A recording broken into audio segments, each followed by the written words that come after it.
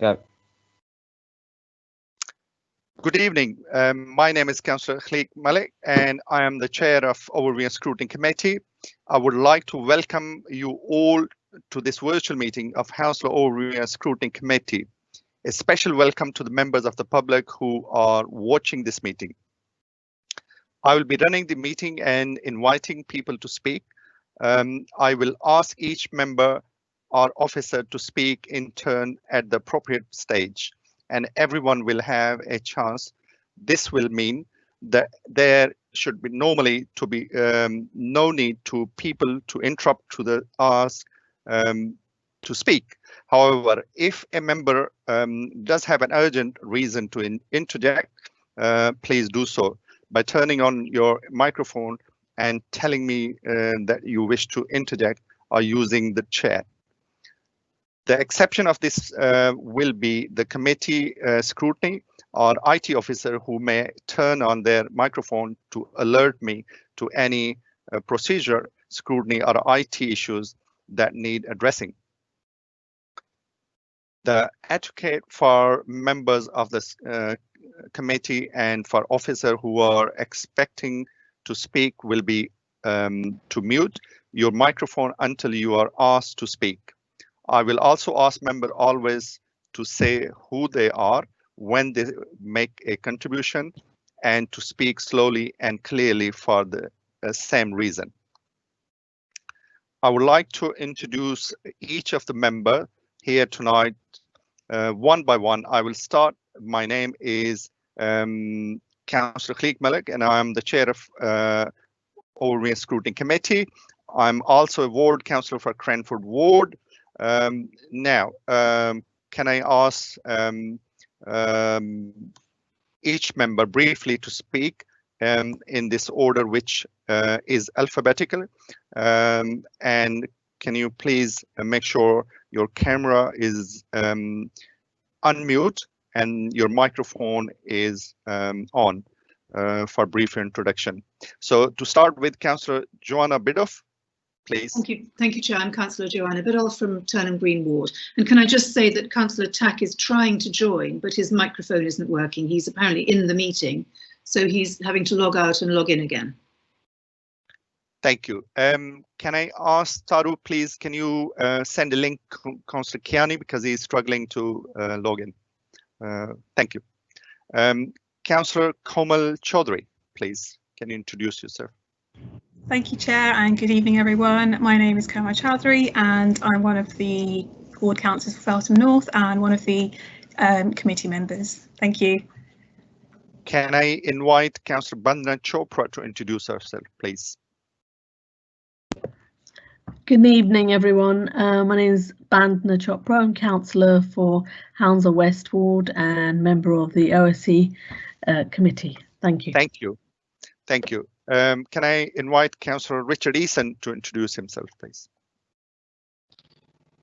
Good evening. I'm Richard Eason. I'm one of the councillors for Osterley and Spring Grove Ward, and I'm vice chair of this Overview and Scrutiny Committee. Thank you. Can I ask Councillor Adriana George to briefly introduce herself, please? Hi, good evening, everyone. Thank you, Chair. I'm Adriana George. I'm a councillor for Betfond, London Borough of Hounslow, Labour councillor, and I'm also a member of the panel. Thank you, Chair. Thank you very much, Councillor George. Can I invite Councillor Vikram Grewal to introduce himself, please?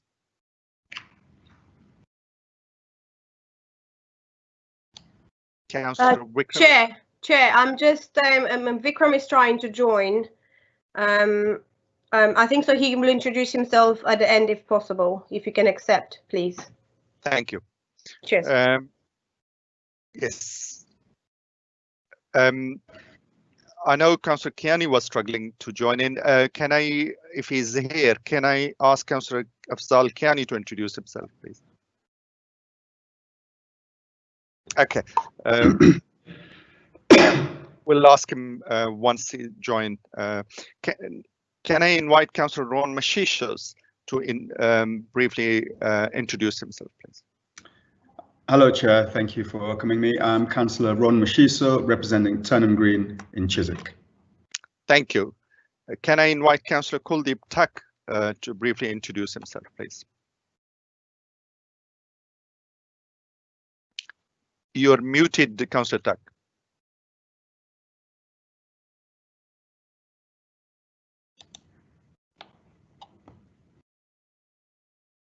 You are still muted.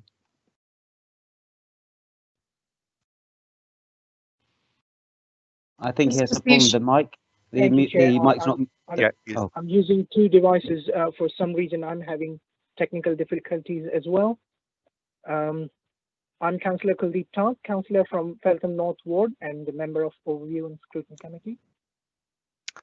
Thank you, Councillor Tuck. Can I ask member to mute your microphone once you've finished? Thank you. We also have the guests, lead members who will be presenting reports or answering a question based on the key lines of inquiry submitted. May I welcome you all and ask you to introduce yourself. Can I ask each member to make sure your camera is on and you're unmute when you're speaking. And can I ask Councillor Candice Atherton to briefly introduce herself, please?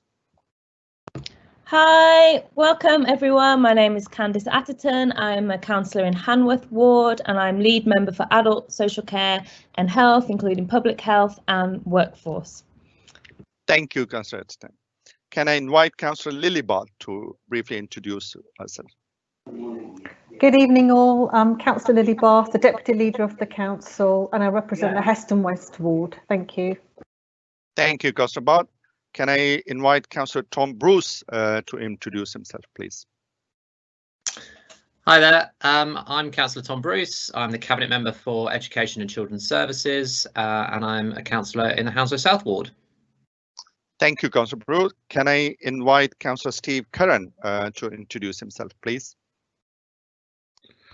Good evening, everyone. I'm Councillor Steve Curran. I'm leader of the council and I lead responsibility for planning and regeneration, and I'm a councillor in Zion Ward. Thank you.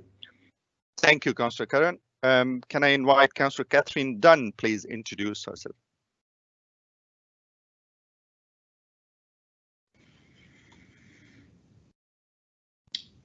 Hello, Chair. Thank you. I'm Councillor Catherine Dunn. I'm Cabinet Member for Communities and the Climate Emergency. Chair, I'm going to stay as long as I can, but I do have a splitting headache, so I'll have to see how it goes. No problem, Councillor Dunn. Please let me know if you wish to. Thank you. Thanks for being here. Can I ask Councillor Preetham Grewal, please introduce himself? Hi, everyone. I'm Councillor Preetham Grewal, Cabinet Member for Customer Service and Corporate Performance and Hounslow Central Ward, Councillor. Thank you, Councillor Grewal. Appreciate.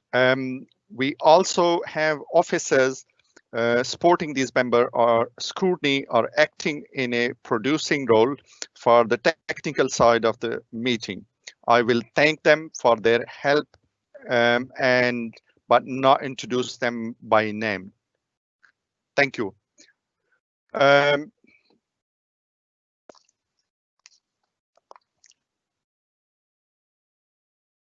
Can I ask everyone to mute their microphone again? And members of the public are reminded that the agenda and all the reports being considered by OSC tonight can be found on the council website under the Overview and Scrutiny Committee meetings page. I also want to make sure that all members have seen the agenda and report, which was sent electronically. Please now speak if you have not had them. I assume that everybody have the agenda which they receive electronically. Thank you. If you should find you are having a technical problem and need to log out of the meeting and come back in again, please let me know immediately, ideally beforehand or via the chat function, but if not afterward. This would be a permitted interruption. We can then decide how far we need to recap if that is necessary. Thank you very much for everyone. Now we are joining the agenda item 2, which is apology for absence, declaration of interest and other communication. Are there any apologies? No? Thank you. And can I confirm that we are court and committee core meeting is 4. We are beyond that, so we are well covered to proceed the meeting. Are there any declaration of interest or other communication at all? Not at this moment. Thank you very much. Thanks. We are going to now agenda item 3, which are minutes of the previous meeting. I assume that everybody have looked through the minutes, and are you which are the committee meeting held on 15 October 2020. I intend to both correction for accuracy and any other matter arising together. May I ask member if they have any correction that they wish to propose? Please speak now if you wish to do so. If there is more than one person, I will give the order in which you can speak.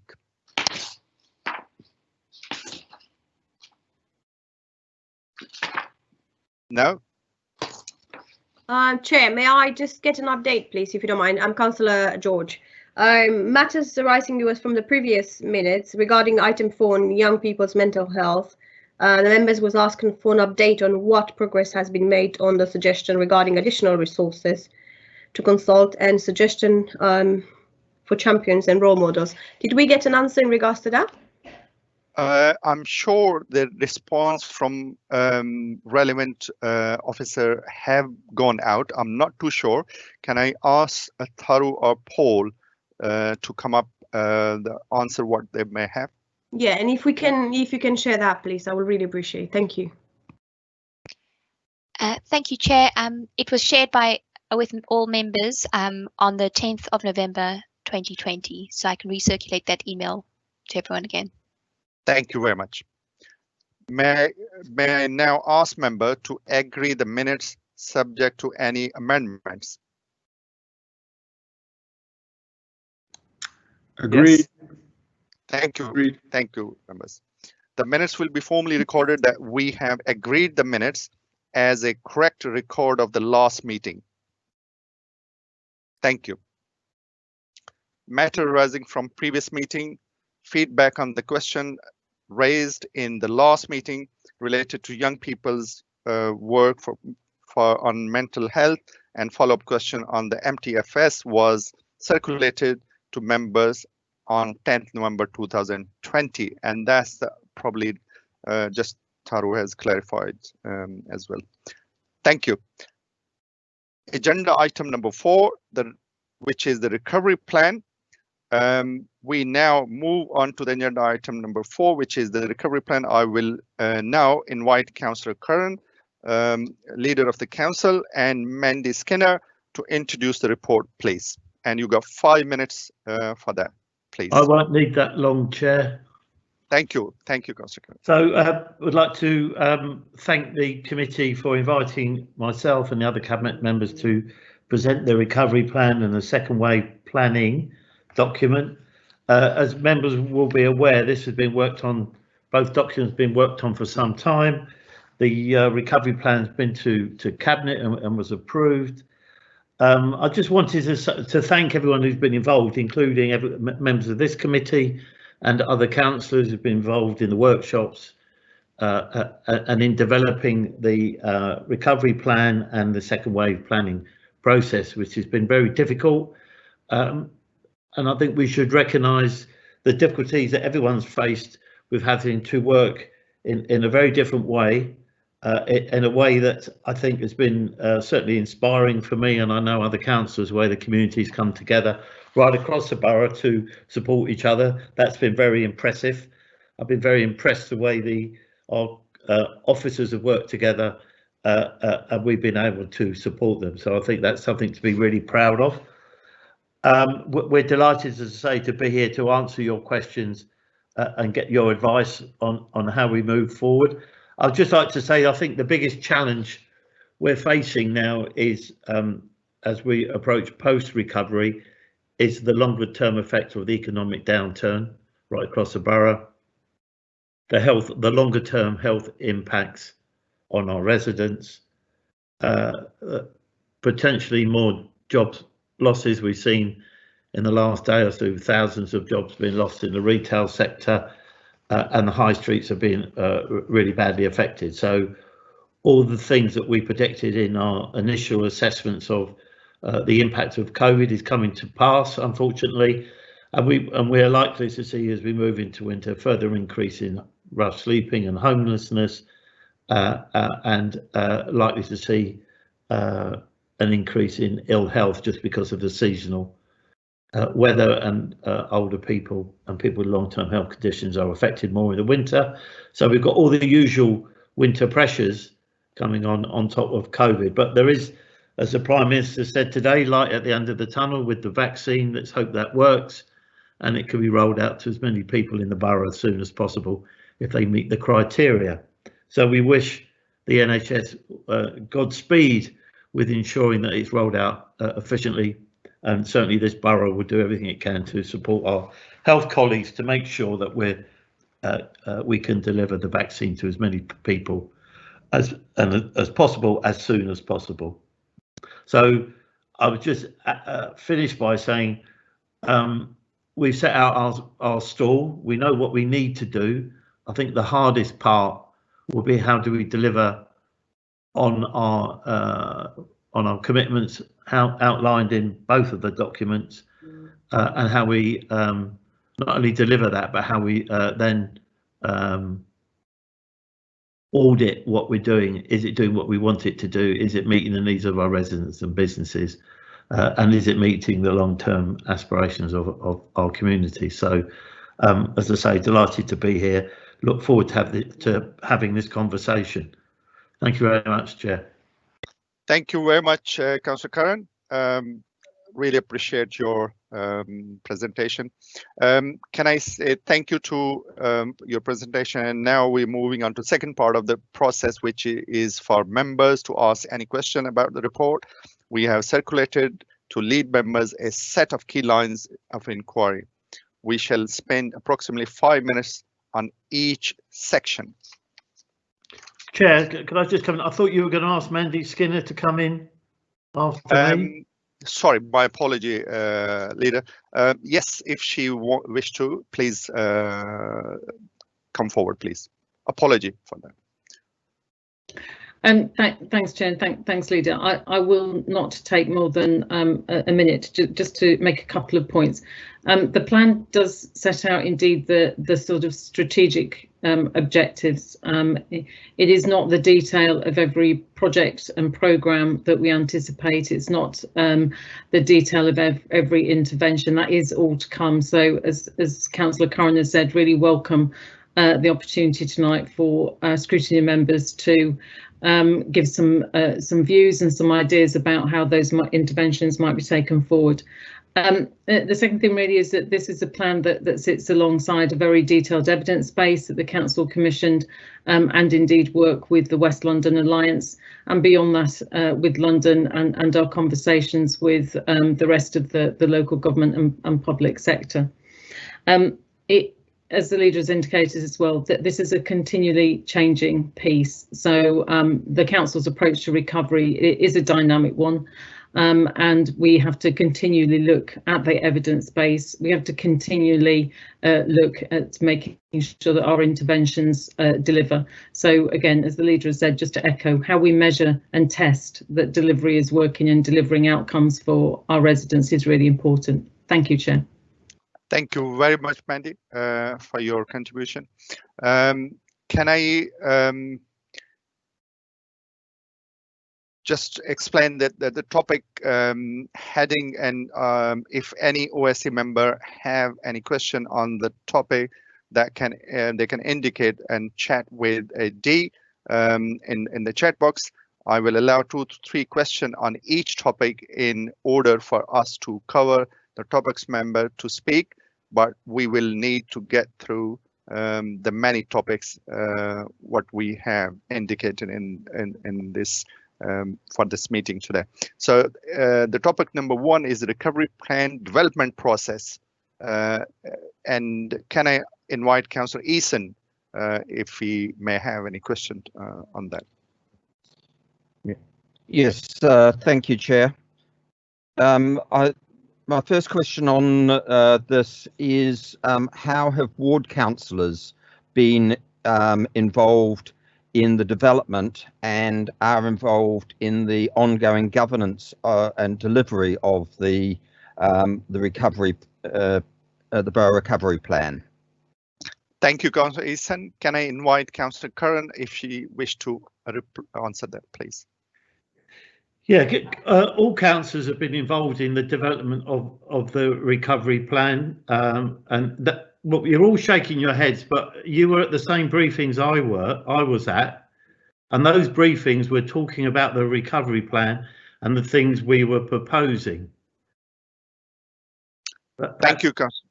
Yeah, well, I haven't finished yet. Yeah, sorry. And the purpose of today is to have a conversation. It's not to have an inquest into what we've done.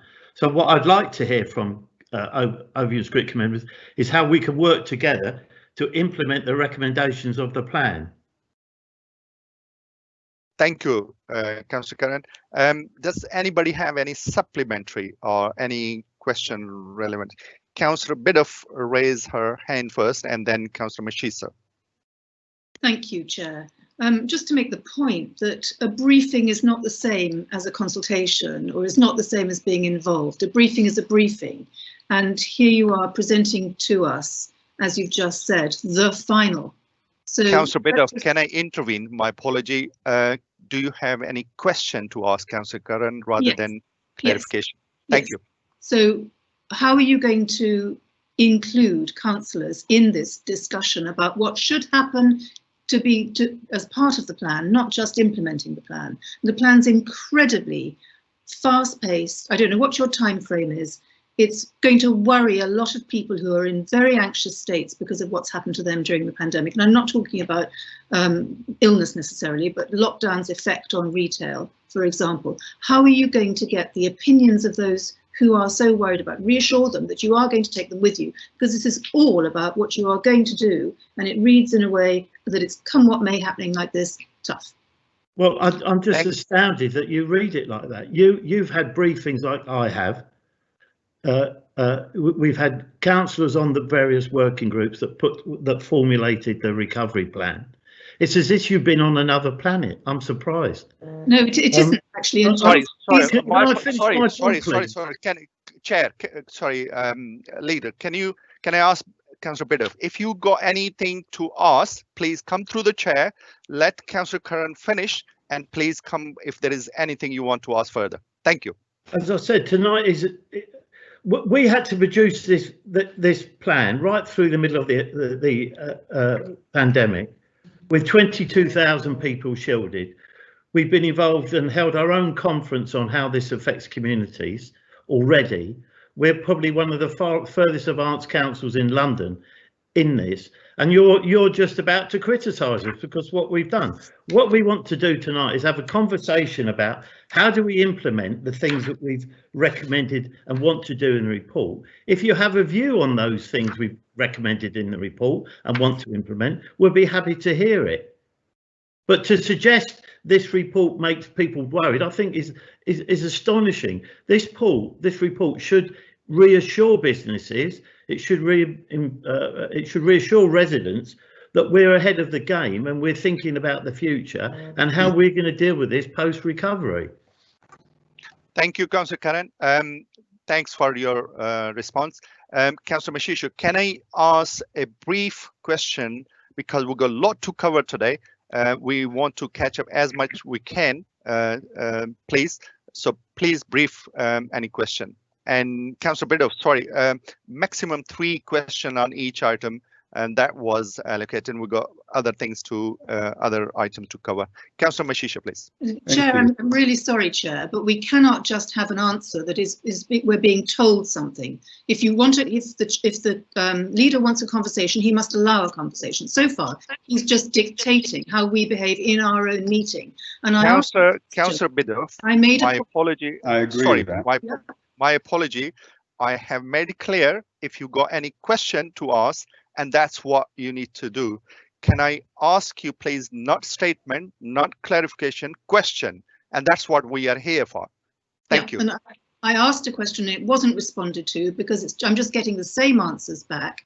It's involving councillors and communities that's needed, not here we have a plan, suck it or not. And I also asked a question, what's the time frame? Because this is alarming, whether you want to admit that or not, it is alarming. It's a frightening pace of change in some areas where change has been very badly managed up till now.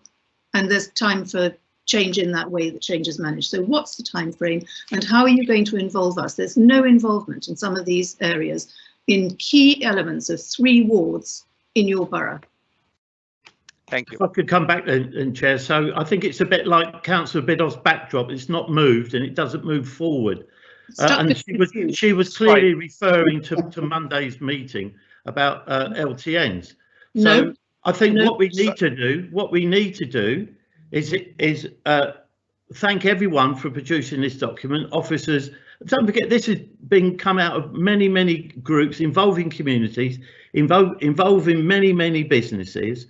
And we've all come together in a positive spirit to produce this document to help support our residents and businesses going forward.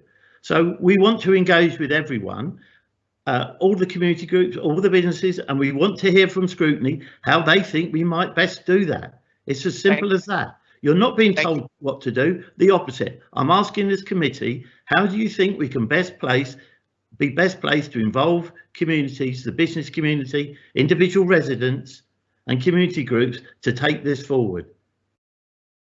Thank you, Councillor Curran. I think that's good enough to what Councillor Curran is asking for OSC to come up with what you think for him to take away. Thank you. Councillor Mashisha, if you have a quick brief, because we get already 3 questions. Okay, but you keep saying about quick brief. Let's just ask the question. Thank you, Councillor Curran, for that answer. And yes, I want to have a conversation.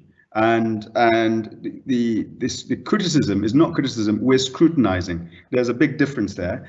And let's have that conversation. And the first thing of conversation for me, I would like to have a conversation with you about is what is stopping you from having a conversation with ward councillors, 3 at a time, from all the way from Feltham to Chiswick, just having a conversation with them, almost like we did with the ward walks when everything was normal, to find out what is really the deep issues locally. What's wrong with having formal meetings with 3 ward councillors, 1 at a time? Thank you, Councillor Mashisha. Councillor Curran, please. Thank you. That's a very good suggestion. We'll take that on board and we'll come back. That's exactly what I want to hear. Positive suggestions, not the same old rhetoric. So can I take that as an action? Can I take that, Chair, as an action point that he is going to look at that and come back? Yes, absolutely. We'll look at the best way of doing that and the quickest and easiest way of doing it. Thank you. Thanks, Councillor. And then my next Councillor Mashisha. Sorry, yes. Councillor Mashisha. Please, we have given time. And Chair, this is Chair. I'm sorry, but you can't do this.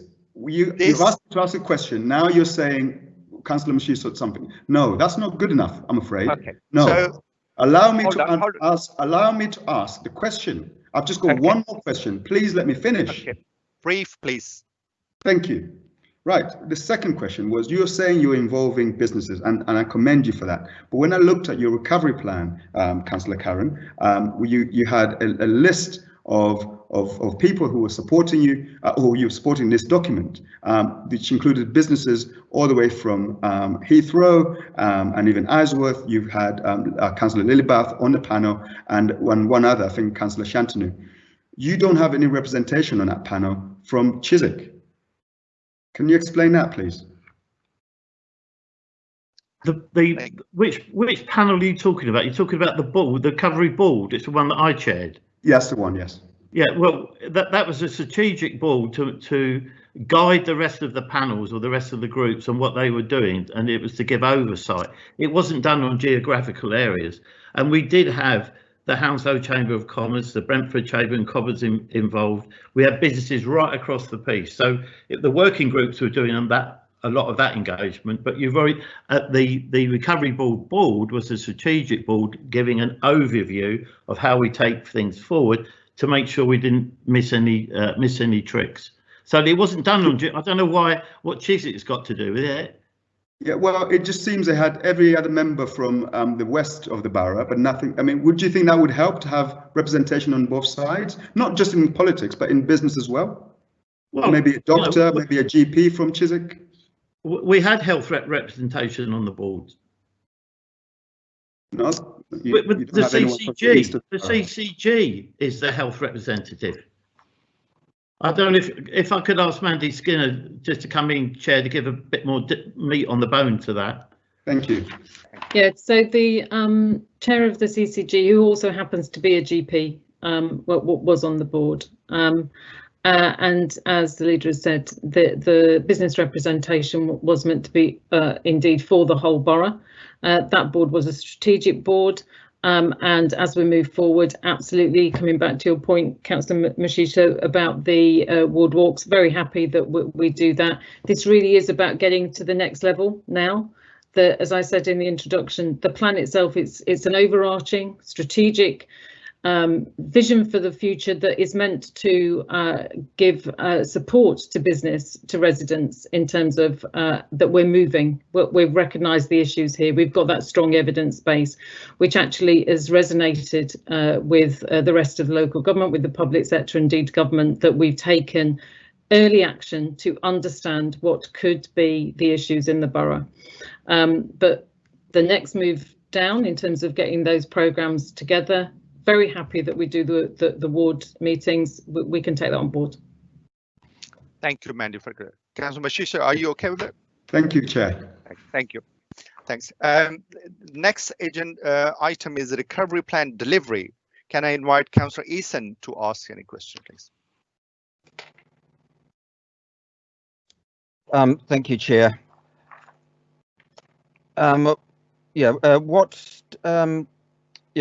What are seen as the key challenges to implementation? Thank you. Councillor Curran, please. I think the pace of change, Richard, I think is one of the key barriers to how we implement the recommendations. Resources, that's staff resources, and that's probably money as well, but we'll need to look to see how that pans out. I think some of the main drivers are, I think, unemployment, that I mentioned earlier. We've already seen a steep rise in unemployment in the borough, and we've seen a steep rise in the number of people on universal credit. So all of these things add to the mix. So we do need to move at pace. And I think that's why I welcome tonight, so we can agree that we do need to move along quickly. This must not be a document that gets dust on it. It's got to be, and as Mandy Skinner's always said, it's a live document, and we've got to move quickly. Otherwise, we'll find ourselves in really difficult position coming into the new year and further on. So I think the pace of change is really difficult to manage, and we don't know what's coming around the corner, Richard. So being flexible, being agile, responsive is really important to us. And I hope that will reassure residents that we, and if you look at the feedback, sure, most councils got, whether you're backbenchers or on cabinet, the feedback from residents has been reasonably positive in the work that this council's been doing during the pandemic, especially when our response, nothing to do with LTNs, Ron, especially not talking about LTNs.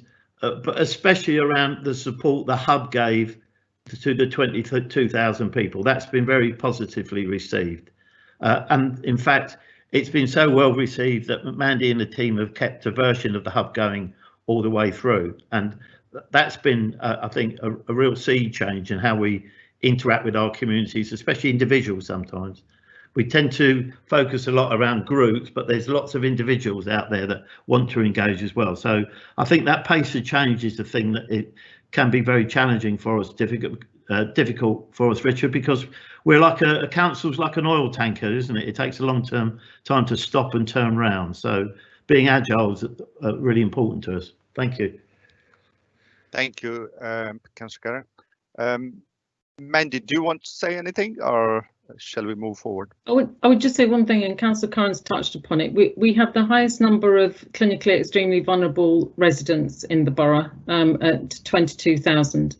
And obviously coming out of the second lockdown today, whilst the government hasn't suggested that residents who are vulnerable shield, it has meant that obviously we do have a high proportion, just shy of 10% of our adult population, who we now have a dialogue with, and that's really important. But we know that we, even with a vaccine, we're not at the end of this yet. So we are really keen to keep that dialogue going, to reassure those people who are vulnerable, even those that are outside the medically vulnerable, and that's really important to us. And I do think it is important to remember that that is a challenge itself, because we don't know exactly how far we are through this pandemic. So it's something we work with, but it is a significant number of our residents. Thank you, Mandy. Richard, do you have any supplementary, or anybody on this? Yes, supplementary really is recognising the shape of the geographic shape of the borough. Are there any activities from the recovery plan that we are organising on an area basis, perhaps matching the primary care networks and the area forums structures that already exist? Thanks. It's a good question. As we know, we're a long and thin borough, and we've got nearly 280,000 people in the borough. We've got 18,000 SMEs, so we're quite a diverse borough, as we know, and we're pretty dynamic. So there's a lot going on all the time. So what I don't want to be, I think, isn't right, is that we're locked into the old way of working, and we've seen through the hub a new way of working. And I think we've got to be, as I say, nimble and flexible how we respond. So the response in Chiswick might be different to the response in Brentford. In Brentford, it could be different to Isleworth to Hounslow, Hounslow to Feltham or Cranford or Bedfont. It's got to be different. We've got to be flexible, and we shouldn't be stuck in old patterns of behaviour and old systems. We've got to be flexible. So I would hope to think we'll be like an elastic band, Richard, and we can stretch and move right across the borough to where it's needed, not where we think it's needed, and that communities and you tell us where it's needed. Thank you. Councillor Atherton, do you have to say something? Yeah, I mean, some of what you've asked just there, Councillor Eason, might come up in questions that are more directed to me, but I just wanted to echo some of the words of Councillor Curran, but also to say, across our health partnerships where we recognise that there is need for targeted work. So, for example, if there's geographic areas that have a high proportion of certain communities where we know there's high rates of diabetes, then we're doing targeted work towards them, because we know that COVID has highlighted, who is vulnerable. But a lot of the health, a lot of health is recognised that it impacts people across the whole of the borough, so they're responding. But there definitely is geographic parts, in the same way that our economic recovery is recognised that lots of people towards the west of the borough are going to be impacted by redundancies at Heathrow, etc. So there's parts of the plan that are very targeted and more geographic. Then there's other parts where we're looking much more broadly at and the whole of the borough approach. Thank you. Thank you very much for your contribution, all of them. The next item is impact on BME community. So can I invite Councillor, sorry, I think I missed the agenda item was working with the community. Can I invite Councillor Kamal Chaudhry to ask any question, please?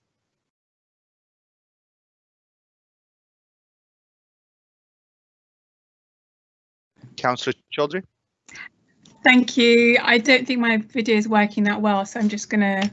But I think my mute. I'm not muted, am I now? I think that's working. Yeah. I just wanted to kind of just touch on what we just spoke about how the pandemic. So one of the findings that have come out of the pandemic is that different communities have been affected in different ways. So how have these needs been identified, and also how have these communities been made aware of the support that is available to them, and how has that support been tailored for the different needs of the communities? That's my first question.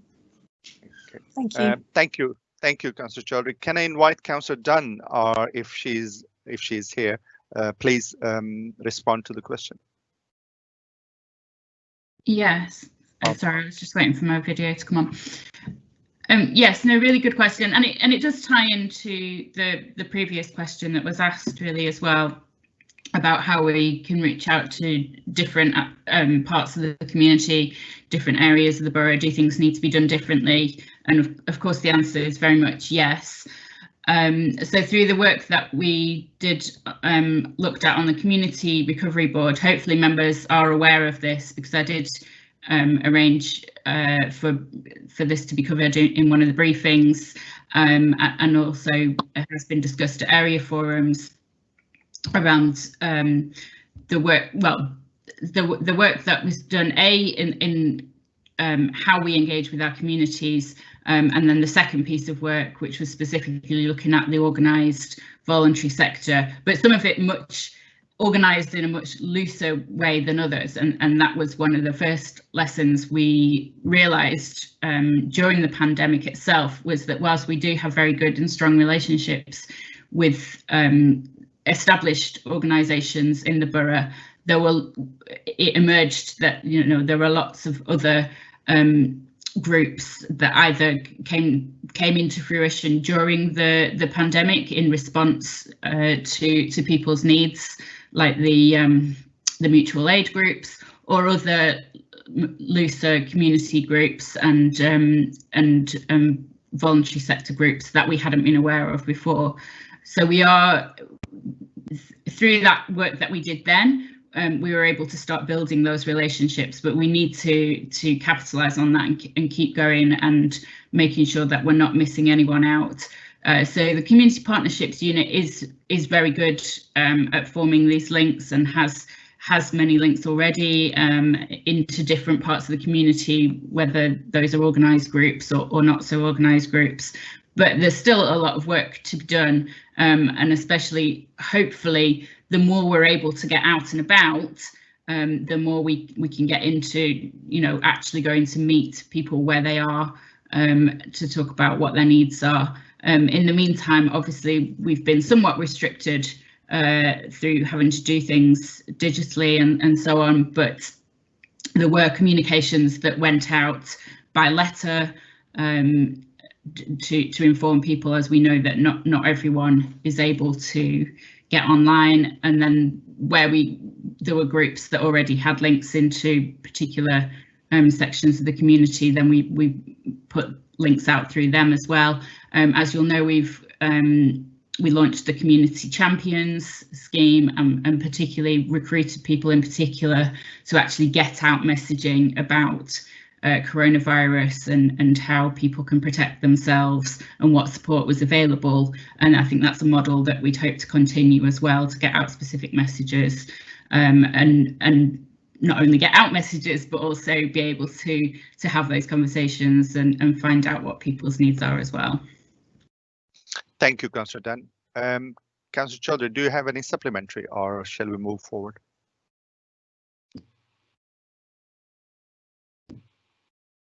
Sorry, just my mute, I think it was muted. I think it's already been touched upon, but I just wanted to kind of emphasise the point of how will we ensure a meaningful engagement takes place with our communities? Councillor Dunn, please. Yeah, good question. I mean, it's hard to ensure meaningful, because it means different things to different people. But I mean, I think it's all part of that thing. It's not just this is what, you know, it's not just telling people what we want to do, it's actually going and having those dialogues. It's not just area forums, which we know that some people participate in and others don't. It's actually getting out into the communities, having those conversations, being honest with people, you know, not everything, we cannot do everything you want. There are other people in the community who want something different from you. We all, you know, these are the constraints of the council, whether that's financial or legal or whatever they are. These are our aspirations.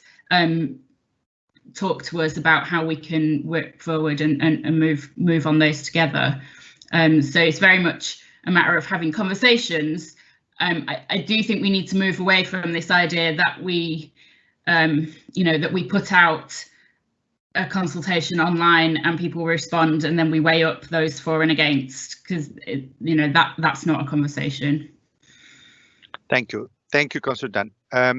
Can I move forward the next item, which is the impact on BME community? Can I invite Councillor Grewal to ask the question, please? Hi, Chair. Can you hear me? Yes. Excellent. Thank you. Apologies for my lateness. So obviously the impact on BAMEs has been very disproportionate because intergenerational households, disproportionately, you know, a large number of key workers as well. So the questions I have is one question, which is, what's the council's response to the impact on BAME communities? What does it look like for a borough such as ours, where 52% of residents are from BAME backgrounds? Thank you. Thank you, Chair. Can I invite Councillor Bath, please, to respond? Thank you, Chair. I noticed that Ron's got his hand up. No? Okay, all right. No. Anyway, I just wondered if he was going to interrupt me before I started. No. Okay, sorry. I'll carry on then. So thank you for the question. A really important question. In fact, one of the very first things, and we all know that very early on in the pandemic, it was quite clear that COVID was not impacting everybody equally. So it was disproportionately affecting people, whether it was socioeconomic or ethnic. So, for example, you could be worsely affected by, disproportionately affected by COVID. For example, if you were in a certain job sector, or if you were in, you know, your health was not good, or if you were experiencing housing or poverty, bad housing or poverty. So all of these were interlinked with how COVID impacted on you. And we also saw all the national evidence which suggested very early on that if you were from the Black, Asian, minority ethnic community, you were more likely to catch it, and if you did catch it, you were more likely to be seriously impacted by it, and more likely to die from it. So the council, obviously, being a borough like Hounslow, which is very diverse, we instantly recognised that and reaffirmed our commitment that we need to tackle inequalities locally so that we can support the recovery. And in fact, if you look at the plan, one of the key objectives of the plan, and this is in all of the interventions that are actually will come out of the plan, is that we tackle inequalities, and you'll see that it's a strong thread that runs throughout the entire recovery process in Hounslow. And I think that you know, I can certainly say on behalf of all members in cabinet that there's been a huge amount of commitment to do this in the borough. And at the same time as you know, working towards a recovery, we also led a members task force working group to look at the impact of COVID on the BAME communities, particularly in light of not just COVID but Black Lives Matter movement, and we wanted to address structural and systemic inequalities in Hounslow. So we set up a members work working group, which was chaired by myself, and we agreed a set of recommendations and proposals, which we agreed at Cabinet in October. Now, what is going to come out of that is a plan, and what I would like to propose to everybody here, and you know, not just people on this committee, but to all members, is that they are actually sort of actively involved in making sure that we can put that into practice locally, wherever we are, whichever part of the borough we are and whatever ward we're serving, because I think that's going to be really important in terms of supporting recovery, and that is going to look different in different areas. So, for example, you know, I represent an area, Heston West, where there's a huge dependency on Heathrow Airport for jobs, and we know that a huge amount of people are from the Black, Asian minority communities who are employed at Heathrow. So we'll have to do targeted work about helping them to be employed and reskilled so that they can, you know, they can improve their chances of getting employment. So I think that there's a real recognition and a commitment to the fact that we need to really step up our work in terms of addressing inequalities as a result of what's happened in COVID. And I think I'm hoping that when we get on to implementing what we've agreed in our action plan, that we can get your support on board. Thank you. Thank you, Councillor Bart. Can I remind members, if you got any supplementary, please use the chat box, and you can type in the S, which is supplementary. That will be helpful. Councillor. Can I just interrupt? You know, hi, Chair. Yes, yes, Councillor. This is Councillor Kiani here. I just managed to log in via phone. You know, I can hear you perfectly. If I need to make any you know, contribution, I will do so. Thank you. Thank you. Thanks, Councillor. Councillor Grewal, and then Councillor Mishisa, please. Thank you, Chair. I appreciate the generosity. I didn't use the chat function correctly for my supplementary, so apologies for that. Just two questions for Councillor Barth. Thank you for your answers first and foremost, and the work that you've been doing in the BAME task force space. As you know, it's dear to many of our hearts, and most of our majority of our residents in the borough are from BAME backgrounds, and the effect of the slowdown at Heathrow and the aviation industry more broadly is having, you know, unprecedented effects on our BAME communities. So what are the key, two questions, what are the key, from the recovery plan, what are the two key areas you would say, or action items that we're taking from that to address inequalities that are directly affecting BAME communities? For example, is training one of the key areas that we're looking at? And secondly, what data have you used and analysed to determine what the largest factors of inequalities are in community? If you could please share light on those two, that would be great. Thank you, Chair. Thank you. Councillor Barth, please. Okay, thank you. One of the things that we looked at was national data, and we used that as a framework to look at local data as well. And there is a huge amount of data that is available, and obviously I'm not going to go into it.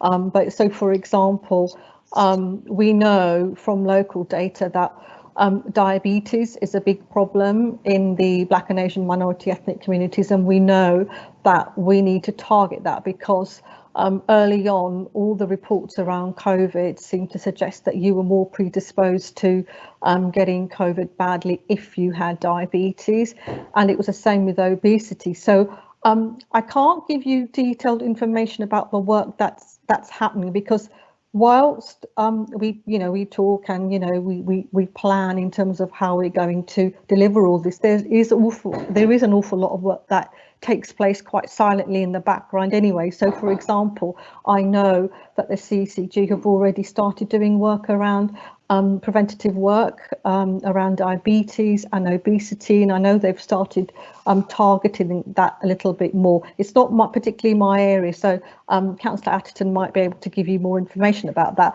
But so those are the examples of where we can look at local information and we can really address that.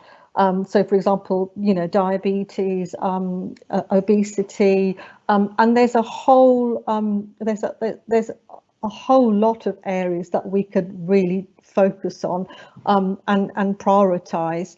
I think in terms of the you asked me to look what were the two areas. I think in terms of the actual report that we conducted and the recommendations, we made a huge number of recommendations.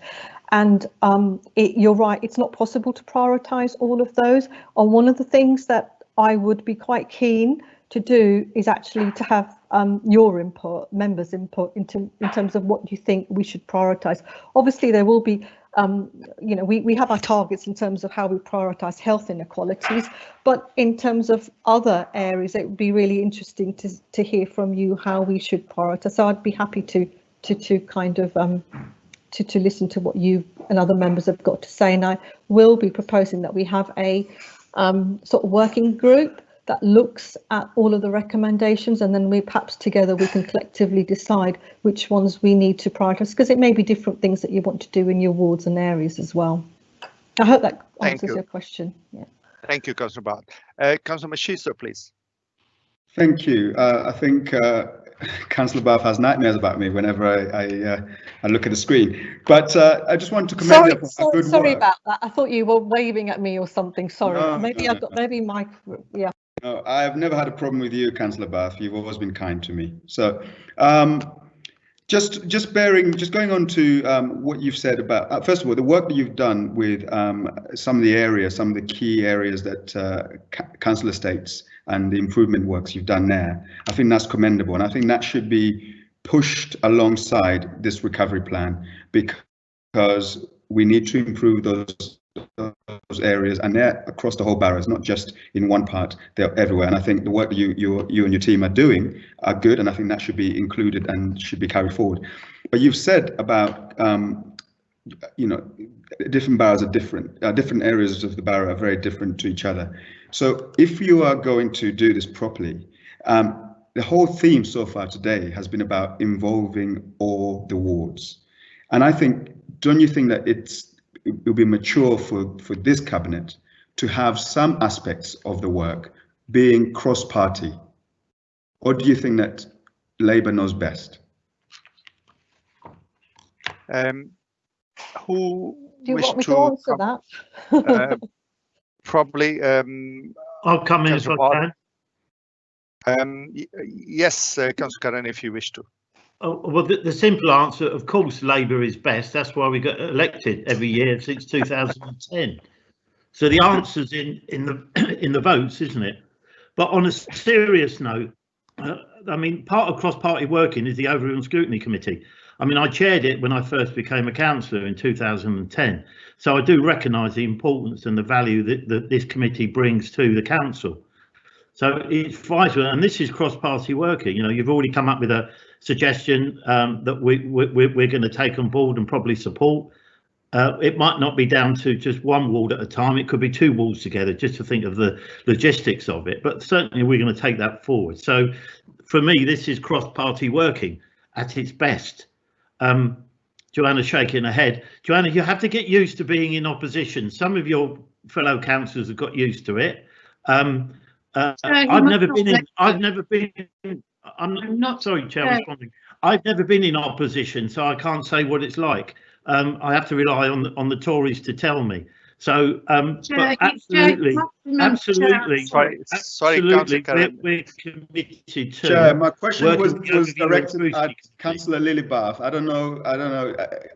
You know, is this deputy leader led? Yeah, sure. Sorry, I can answer your question. Yes, the working group that I am proposing is going to be cross-party, so you'll have ample opportunity to take part in that and shape the work that we do. Is that okay? Thank you, leader. Deputy leader. Thank you, Councillor Barth, and thank you, Councillor Mashiso. Spoke like a true leader. Councillor Mashiso. Thank you for that. Can I now that do you Councillor Atherton, do you want briefly please to say something? Yeah, I just wanted to respond to do the questions from Councillor Chowdhury and Councillor Grewell, to just say I think what you're seeking is assurance and reassurance, and I think that is what our community is also really needing from us as a council, and that is something that definitely came up in the race equality tackling race equality task force, and something we are taking forward. So what we actually found, as far as when I've been speaking, having conversations with our Director of Public Health, is that actually some of our data around the people who did sadly die in the borough to do this pandemic, we didn't see the same levels of disproportionality as we saw across the rest of the country. The biggest group that were impacted were, the very old, which was also a national picture. But obviously we're hugely aware of it. But I think our sort of bigger concerns in the recovery and now with the second wave and going forward is how important it is for us to build trust in our communities, and particularly in our Black and Asian and ethnic minority communities, because what we did see, a really great study by Healthwatch was done, a survey by Healthwatch, which is made public and was brought to the Health and Wellbeing Board. But I think, comments earlier from Councillor Biddulph and Councillor Mashisho, I think I'll make sure that I send that survey out to all councillors, because it was such useful information that basically about 3,000 people responded, and it really recognised that people from the Black and ethnic minority community were very fearful about the pandemic, and it meant things like they might not necessarily be willing to take public transport to go to a normal GP appointment, or they weren't necessarily going to be willing to go and have a test if they even had symptoms. So all of those things are just as important, that we make sure that people aren't putting their own health, it's not detrimentally impacting them because of fear and lack of trust in health services and council services. So we really have worked hard to get good messages out to our communities through our magazine publication, through lots of different forums, and we've got our community champions as well. We've got 97 community champions now who are from diverse communities, and the whole point is that they can speak to the people that they already work with, they already have relationships with, and make sure these messages are being put out. So I think the most important thing is that we reassure people, we build trust, that we make sure that people who need our services are getting our services, and that's how we impact disproportionality in health. Thank you, Councillor Etterton. Just to remind OSC member and the officer, we are extremely short of time, and we are not even first item halfway down. We got 11 item to cover in first question, and similar the other. So please, can I remind that as brief as minimum question now to cover those items. But next item is employment during recovery, and a question probably I would ask Councillor Curran to respond. My question is around digital inclusion of west of the borough. As we know, the environment we are in, digital inclusion is the key for employment, and especially west of the borough, Henworth, Feltham, and we don't expect that Henworth and Henworth Park and that sort of area, they are all digitally included. So for instance, broadband is the key in terms of digital inclusion. Also, training and skills is key for employment.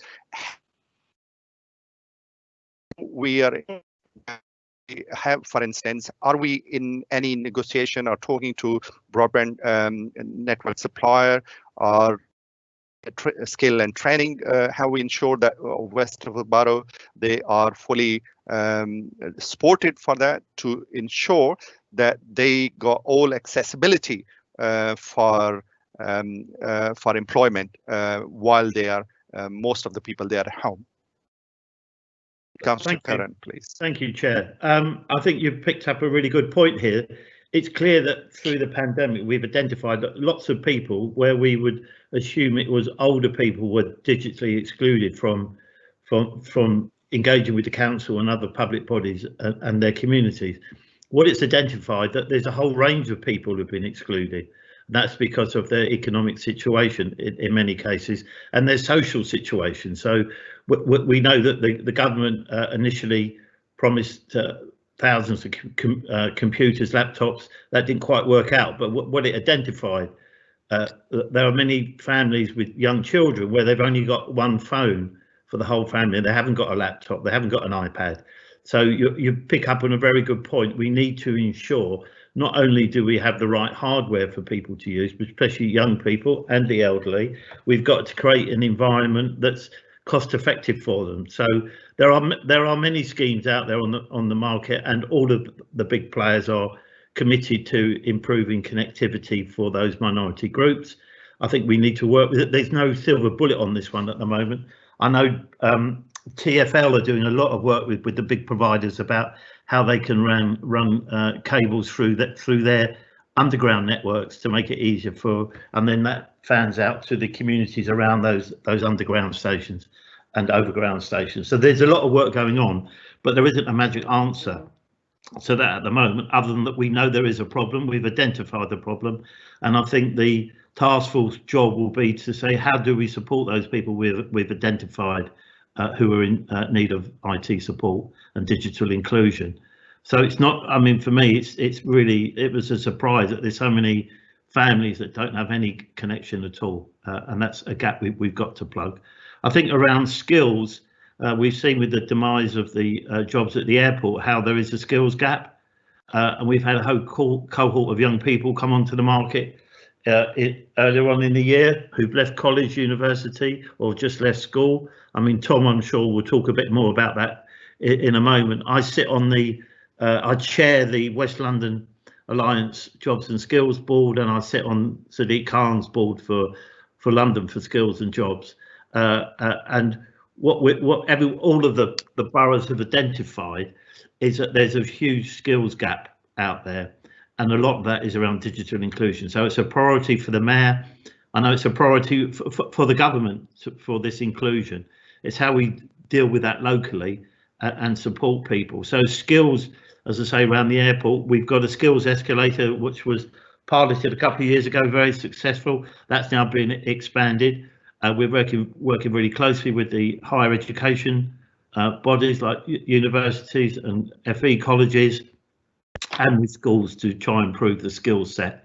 And what we need is a core skill set is transferable from job to job.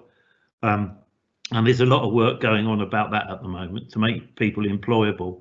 But we've got this whole cohort of women now, predominantly women, predominantly from the BAME community, who've lost their job at Heathrow. They don't have that transferable skill set, and it's then how we give them those skills, give them those opportunities to have the possibility for applying for different jobs. And that's something that I think the task force will have to deal with, a very difficult problem. If I could ask Councillor Bruce to come in just to support what I've said, that would be helpful, Chair. Councillor Curran, thank you very much. I think my particular, in addition to what my particular worries is Feltham and Heston, especially west of the borough, particularly Henworth and that sort of area, compared to the other side of borough, which are more likely losing the job and lack of skill and lack of digital included. Probably that sort of area, if we give priority, that would be helpful. And if there is any plan for this side of area, especially Henworth and that sort of Feltham area, that would be helpful.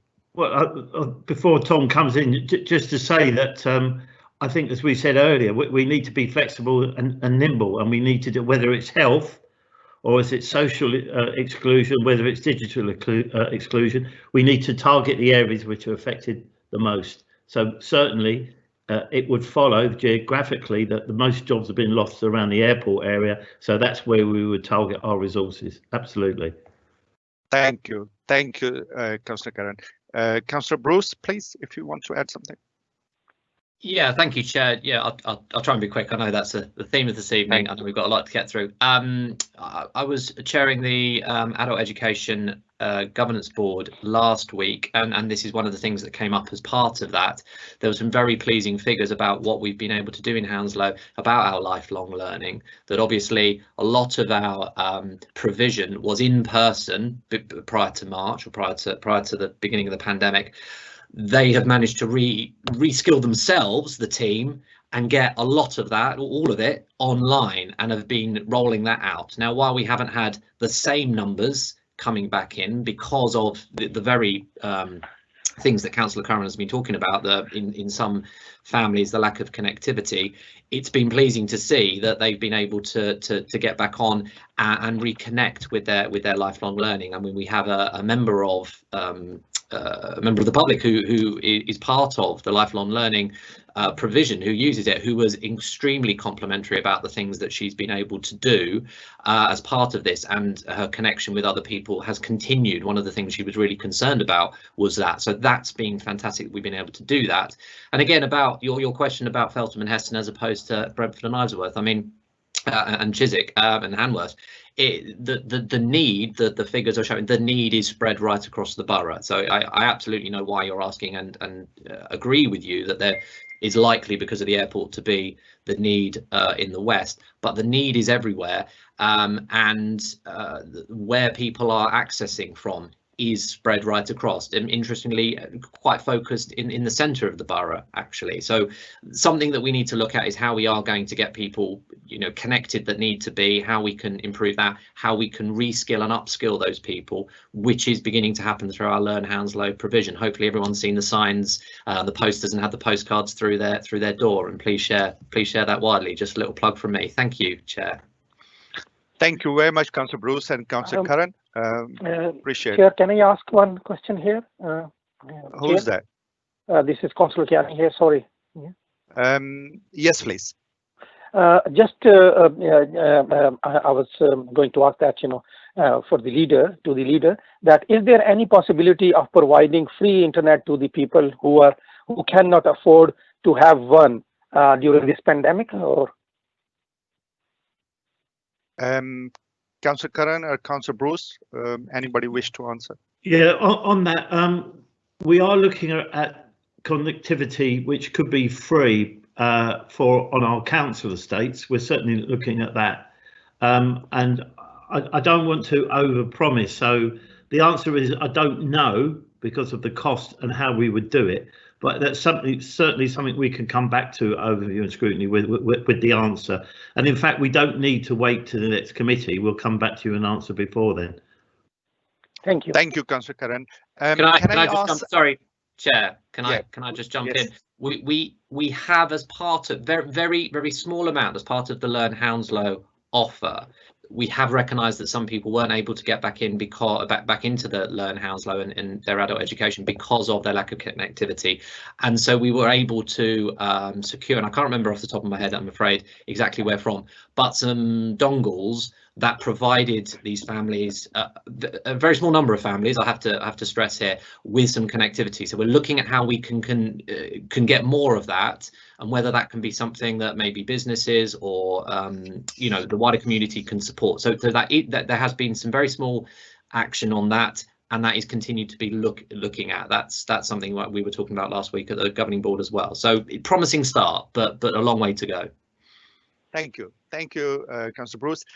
Can I ask ICT team, is there any problem with the connectivity, because the coming up clear, please?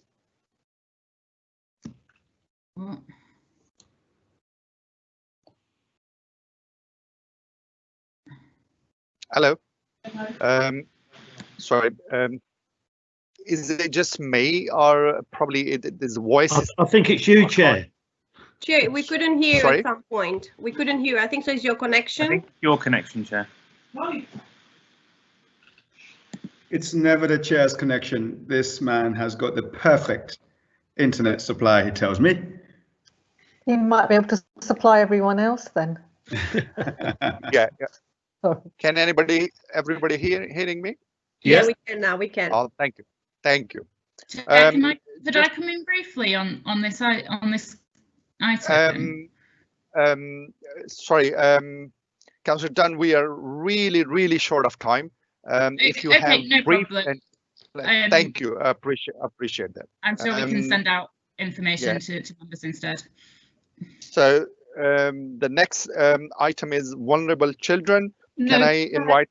Chair, you were going to share that one with me, that section. I've got, you and I were sharing this section.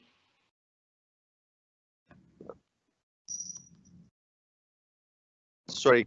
Aren't we on employment during recovery? That's you and me. Okay. Yeah, please ask. Yeah, okay, I've got two very quick questions.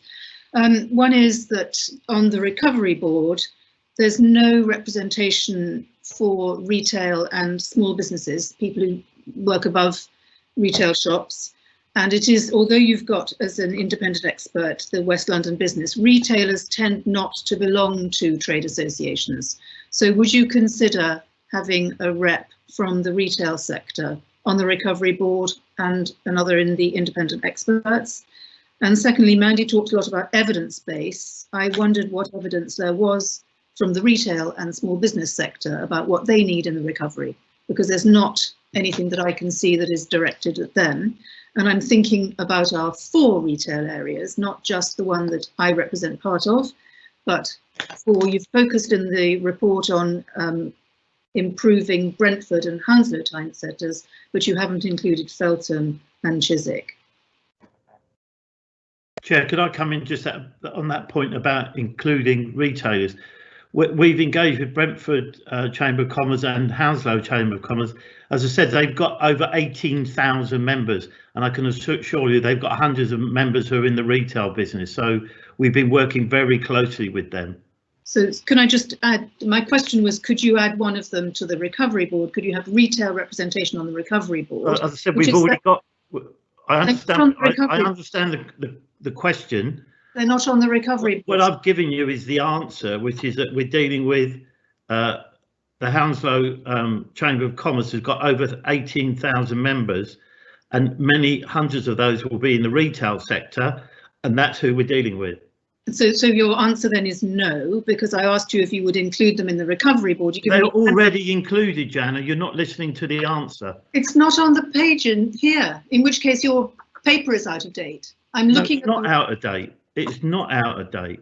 I'm looking. Well, they're not there. So let's not. They are there because they're within the Chamber of Commerce. They're not listed. The Chamber of Commerce isn't listed. The Chamber of Commerce were part of the working group. No, well, they're not listed. The subgroup.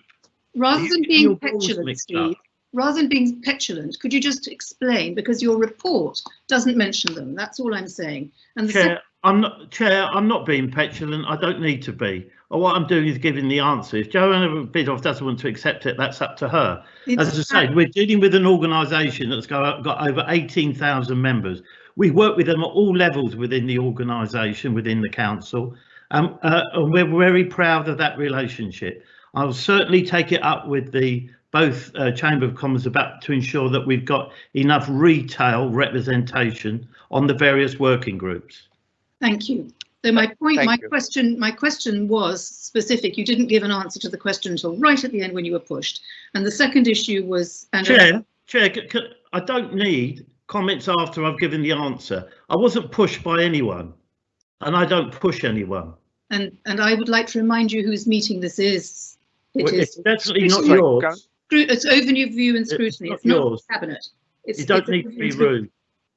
Sorry, Councillor Bidoff, can I ask you, please, brief question, please, because we are short of time. I have made it. It's just what is the evidence? Let's make a point of order, if that's okay. Who is that? This is Councillor Vikram Garwal from Hounslow Heath. Yeah, go on. I'm very cognizant that the public are watching this. Can we please use the etiquette of going through the chair for questions, for answers, and for supplementary questions? Us talking over each other does not reflect well on the public. It doesn't reflect well on any of us as members. Sorry, my apology. I agree. With the connection. Chair, did you hear what I said? Yes, no, I didn't. That's why I was struggling to hear. The connection okay, I'll do a briefer version of it. Please, can we use public meeting etiquette, which is going through the chair for questions, answers, and supplementary questions. Questions. That's why I have. Thank you. So the second question. Sort of thing. If you've got any question, please put your in chat box S, and that I will pick that up. Thank you. So my second question wasn't answered yet, hasn't been answered. The evidence base, what is the... Sorry, can I can't hear properly. Can I move on to the next item, which is vulnerable children? Can I invite Councillor Chopra, please? Thank you, Chair. We're all concerned about our children, and the Council is a virtual parent for vulnerable children. So I just wanted to ask, I think this is probably for Councillor Bruce, what plans are already in place to support vulnerable children, and how is the Council ensuring that children in need of care and support are not disadvantaged? I've got a second question if you want to answer that one first, that's fine.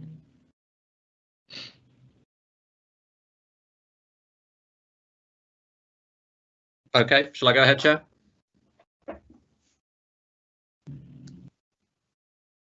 Go ahead. I'll take that as a yes. You're absolutely right, Councillor Chopra. It is very important that we recognise as a council and as councillors our responsibility as corporate parents. And there have been a huge amount of things in place.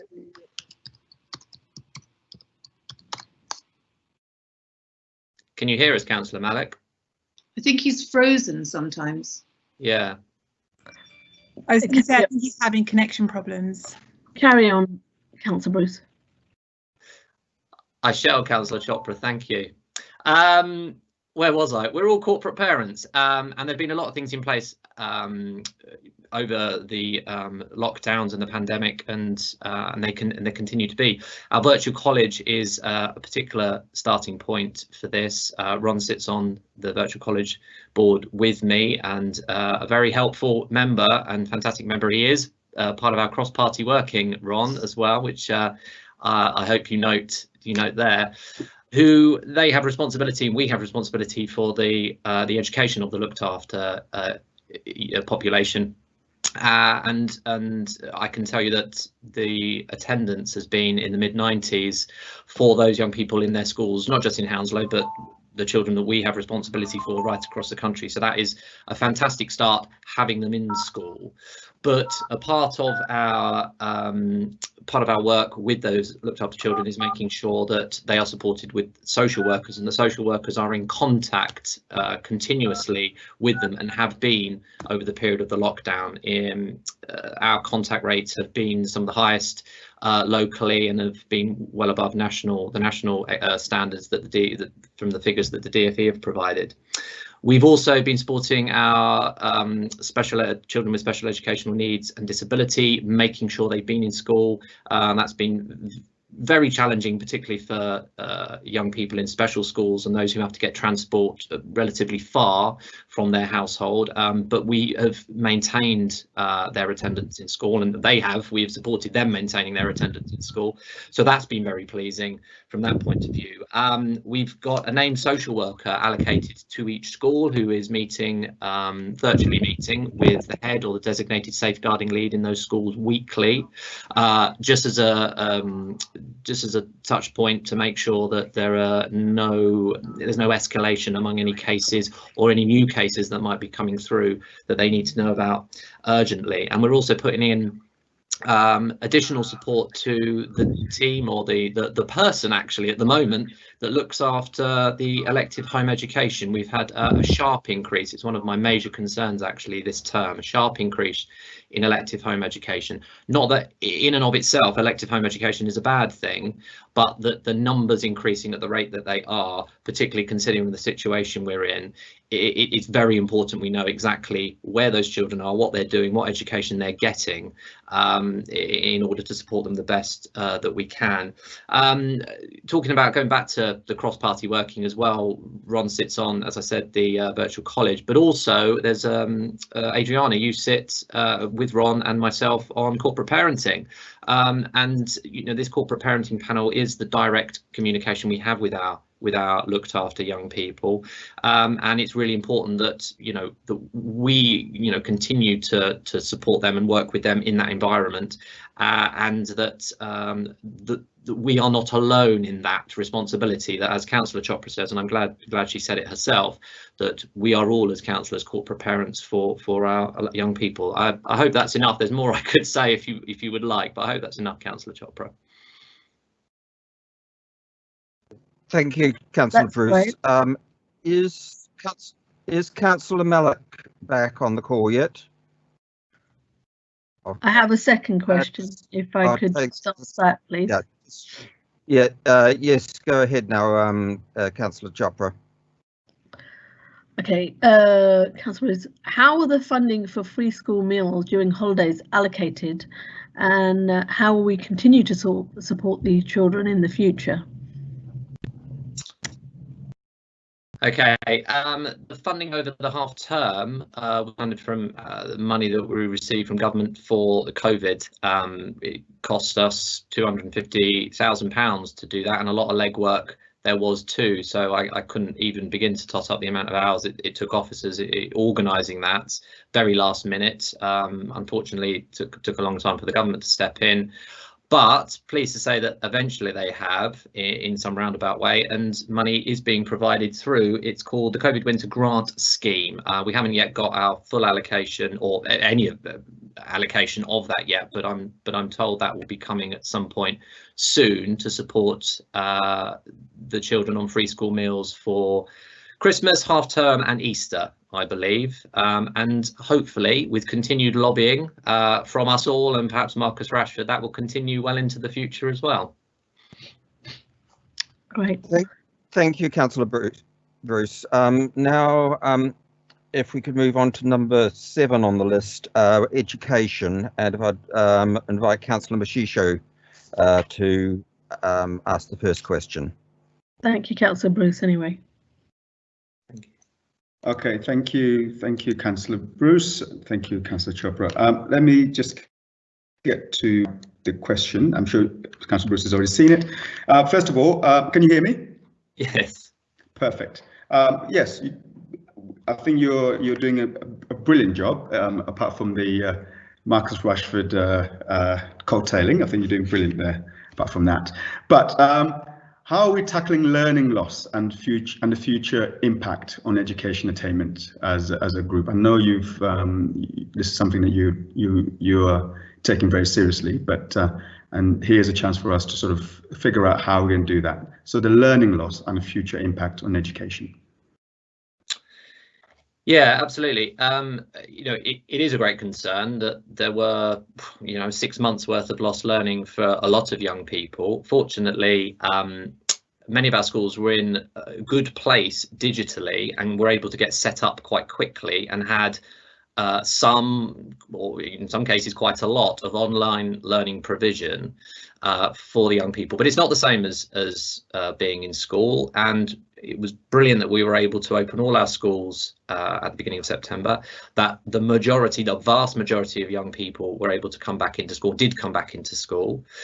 What's been provided by your government, I acknowledge, is catch-up funding, some additional funds which they have recognised is needed in schools. It's one-off money. I would like it to be more, but it is one-off money, £80 per pupil in the school. So for a school like mine in Richmond, which is 600 pupils, is around £45,000. So that gives you an indication of the sort of size of the money that is available there. To support in whatever way the school feels they need to use it to support that funding. This could be employing additional staff, or extra hours for staff, or bringing in some tuition that they might want to use, or using different training in some way, that kind of thing. However they feel it's best going to be used, and it can be targeted intervention academically, but it can also be well-being to support the emotional well-being of our young people in and so used in whatever way they feel best. There were also 600 laptops that were given out, provided by the DfE, that were given out to our schools. It was thought there were going to be more to start with, but and these did take a number of hoops to jump through to get them, and it took quite a long time to come through, but they have, and we have been able to get them all out to the young people that needed them most urgently. And lastly, I would say there's a project, loss of learning project, with our Hounslow Education Partnership, who are looking at the impact across our schools. So while schools are doing this work on an individual school basis, HEP are collating that information and looking at where they could target some of their work and their funding more strategically, and perhaps creating some things that might be working across schools, that kind of thing. So at the moment, it's a data gathering and information gathering exercise, looking at some of the assessments and then talking to head teachers, as they do regularly, about the kinds of things that might work in different schools. So it won't necessarily be in all schools, it won't necessarily be the same amount in all schools, but it will be where that need is greatest. Thank you so much, Councillor Bruce. Just a supplementary, Vice Chair, on that.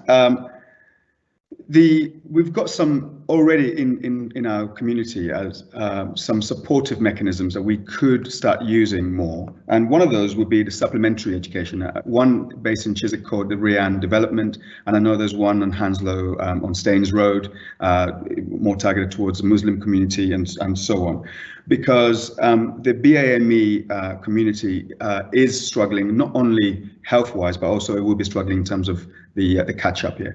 Which leads me also to my last point on this, which is there will be some youngsters who are getting in trouble with the law as a result of this, and they will also be impacted on their education as a result. How are we mitigating that or managing that, especially when you look at Feltham young offenders? There will be some of our looked after children, or some of our vulnerable children perhaps being affected, or being at least associated with the prison there. How are we going to their catch up, for instance, if they were in the cells and coming back out again? How are we going to manage that recovery of people on the edge, using supplementary education and also using contacts with our prison who have been actually affected with that? Thank you, Councillor. Do you see what I mean? Sorry, it's a long-winded way, but you see what I'm trying to say. Well, Councillor Bruce, would you like to give us a quick answer to the? Yeah, I'm not 100% sure what you're kind of asking, Ron. So supplementary education, supplementary education. Yeah. You're saying, is that something we could be looking at? I'll take that on board. When you say supplementary, what do you mean supplementary? You're talking tuition? Is that the kind of thing you mean? Oh yeah, thanks for allowing me to clarify. The Rian Development in Chiswick goes on council estates and offers extra maths lessons on weekends to anyone who is on universal credit or free school meals in those areas. And there is one on Staines Road which offers extra education for the Muslim community, or for children who don't speak very good English, so additional English support on a Saturday morning. Those are the supplementary education. There's quite a few of them in Hounslow. I think there's 4 or 5, but they need our support because they need funding. They need Right, so you'd like me to look into if there's something how we could support them, what they could do for us. Absolutely, I'm absolutely happy to get. If you've got contact details for any of them, please pass them to me. I will look at them, and we can see. I think, as you're saying, what we could do for each other, how they could support us, and what we could provide for them. Yeah, okay. I will look into that if you provide me some details. Great, thank you, Ron. All right. Thank you, Councillor Bruce. Councillor Atherton has indicated she wants to come in, I think perhaps on the youth offending point. So go ahead, Councillor Thank you, Atherton. Councillor Eason. Yeah, just to say that we are very much in contact with the Rian Development Project. I don't know the other one that you're talking about, but it's very likely that we are also aware. Is my network okay? Can you hear me okay? Oh, good. There's lots of issues going on tonight. So yeah, so we do work closely with them. They apply for bids and tender to get support from the council, and they do absolutely brilliant work. I think we have to be careful not to conflate the two issues that you've raised. So talking about we need to be tackling low achievement, and we recognise that there is some disproportionality for some of our groups from ethnic minority backgrounds as far as like the educational outcomes. We also recognise that there's disproportionality in Feltham young offenders, with 85% of Feltham young offenders are young people coming from Black and ethnic minority backgrounds. But as Councillor Bruce will tell you, often, it's very, very small numbers that come from our Hounslow community that end up at Feltham young offenders. That the children there are pulled from all over the country. So yeah, I think I think as far as you recognising that we really want to support vulnerable young people, we want to have a lens of recognising the sort of the intersex of Black and ethnic minority children in that, and we want to be improving educational outcome and making sure they've got positive activities to be keeping busy and reaching their goals and aspiring and transitioning into adulthood. So I hope that helps. But yeah, I think it's brilliant, Tom, for you to check those out. But I'm pretty sure both of those organisations we are already linked with. Okay. Thank you, Councillor. Mindful of time, moving on to the next question. Councillor George, children and adolescent mental health. Thank you, Chair. And that will be a question for probably Tom. And I do actually have two questions. So I'm really aware of the impact of the COVID and the pandemic has on our borough with domestic violence referrals, which I think so they're over 200 as per our records. The deaths in the borough, over 2,000 people cases and so on. The list can continue with the Heathrow impact. The question was relevant to children, adolescents, and adults. How is the mental health of children, adolescents, and adults, the mental health being addressed as part of our recovery plan, and what funding exactly is being allocated towards this? Probably specifically on prevention also? That's the first question. And the second one will be, probably can be for Councillor Curran or anyone who's ready to answer. What are our ambitions as a forward plan to move together for our borough? And what are we doing to ensure the success of it in order to empower our residents and for a constructive challenge? And I'm fully aware that the more we work together, the better it is for all of us. And I fully believe that there's not us without you, and then there's not you without us. So it's important to stand together and to be like one Hounslow and move forward together. That's my two questions. Thank you. Thank you, Councillor George. Councillor Bruce, Councillor Atherton, which of you would like to come in on the first one? I'm happy to come in on that, and Tom might have some things to add. Is that okay? Go for it. Thank you. Okay, so as far as how is it being addressed, definitely, as we all recognise nationally, it's also been recognised locally that children and young people's mental health has been hugely impacted this year through the pandemic and the sort of the far-reaching impact of the pandemic. So what's been really good is that myself and Councillor Bruce, we joint chaired one of the recovery boards which looked at wellbeing, and we did a lot of surveys. Our partners that were on that board had done their own surveys, and so there's lots of evidence base that our children and young people have struggled. They've struggled with isolation, they've struggled with loneliness, they've struggled with anxiety. So as far as what's being done about this, we do welcome additional investment which has come from the North West London Alliance and from our CCG. Also money, we've put money in ourselves, London Borough of Hounslow, and our public health, just to have a real refocus and target our children and young people who are most in need. What I found was really good about the recovery board was a lot of the work is work that we're already doing. So we've really made sure that even when resources have been sort of reducing and there's been huge cuts around budgets, that we've really made sure that our most vulnerable are always supported. So we've kept things like our counselling services. But through the pandemic, what we found is that our group of most vulnerable, you know, new people are coming into it because of things that are happening to parents and all the impact of that, and economic sort of poverty and how that impacts people. One of the things has been the Wellbeing for Education Return Fund. So money from the Department of Education has come in to make sure that any children who are returning to school who have experienced trauma or bereavement or anxiety are getting support in schools. And there's been some webinars that are being delivered. I think they're actually starting this month. And there's been like follow-up work being delivered by mental health and wellbeing services. We've also had some investment in our online counselling offer.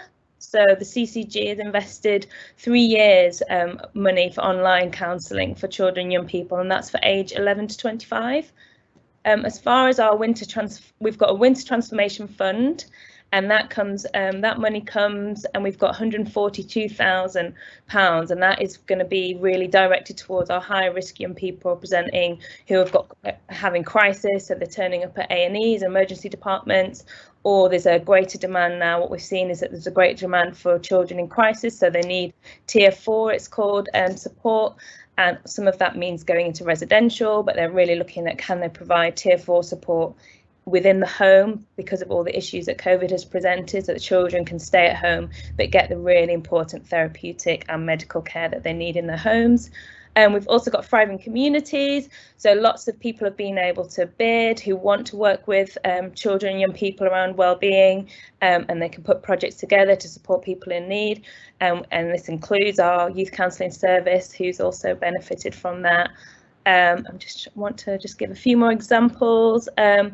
We've got a new children and young people mental health and wellbeing network, and that's going to be just really linking up services that already exist and new services. So what we found over the pandemic, the crisis and the response, is that there's lots of people in the community who want to do and are doing really good work with their young people. So it's just making sure that everyone's working together and everyone's linked in to have the best outcomes for our children and young people. And we've also put quite a lot of focus around youth voice and engagement with our young people, and making sure that their voices are being heard and that they've got representation going forward as far as our recovery. I hope that is useful. Councillor Georgie. Thank you. Okay. Thank you, Councillor Apton. There was a second question from Councillor George there. Was Councillor Bath going to answer that? Thank you, Chair. No, all I was going to really say is that obviously Councillor Atherton has given you a really good example of all the stuff that has been done, and absolutely right. The impact on children and young people's mental health has been quite evident. But all I wanted to really say is that our Community Recovery Board has representation from education, and we've heard directly from young people affected, not just on our board but also in the borough conference that we had. So it's important to note that we have taken the views of young people in order to shape our recovery. Just wanted to add that, that's all. But of course we can always take more, that goes without saying, doesn't it, really? Thank you.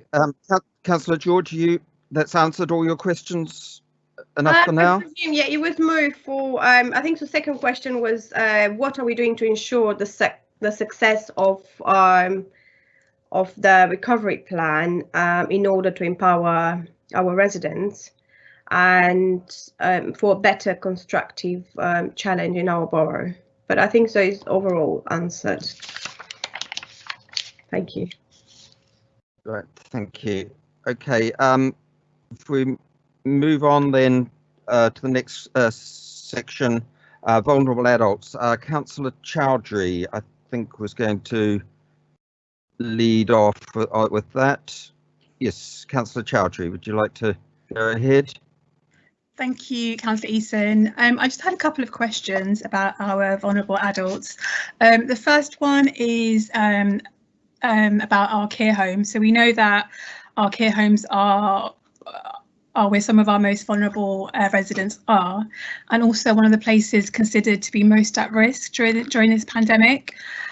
So my first question is what are we doing to work more closely with the staff in care homes to ensure that they are fully supported and that any concerns they may have are that they're able to raise those concerns and that they receive the support that they need, and also resident needs as well. So the residents that are in the care homes, how are we identifying what additional support they need, any additional protective measures, and how we can ensure the spread is contained. And so that to decrease the spread of the virus. That's my first question. Thank you.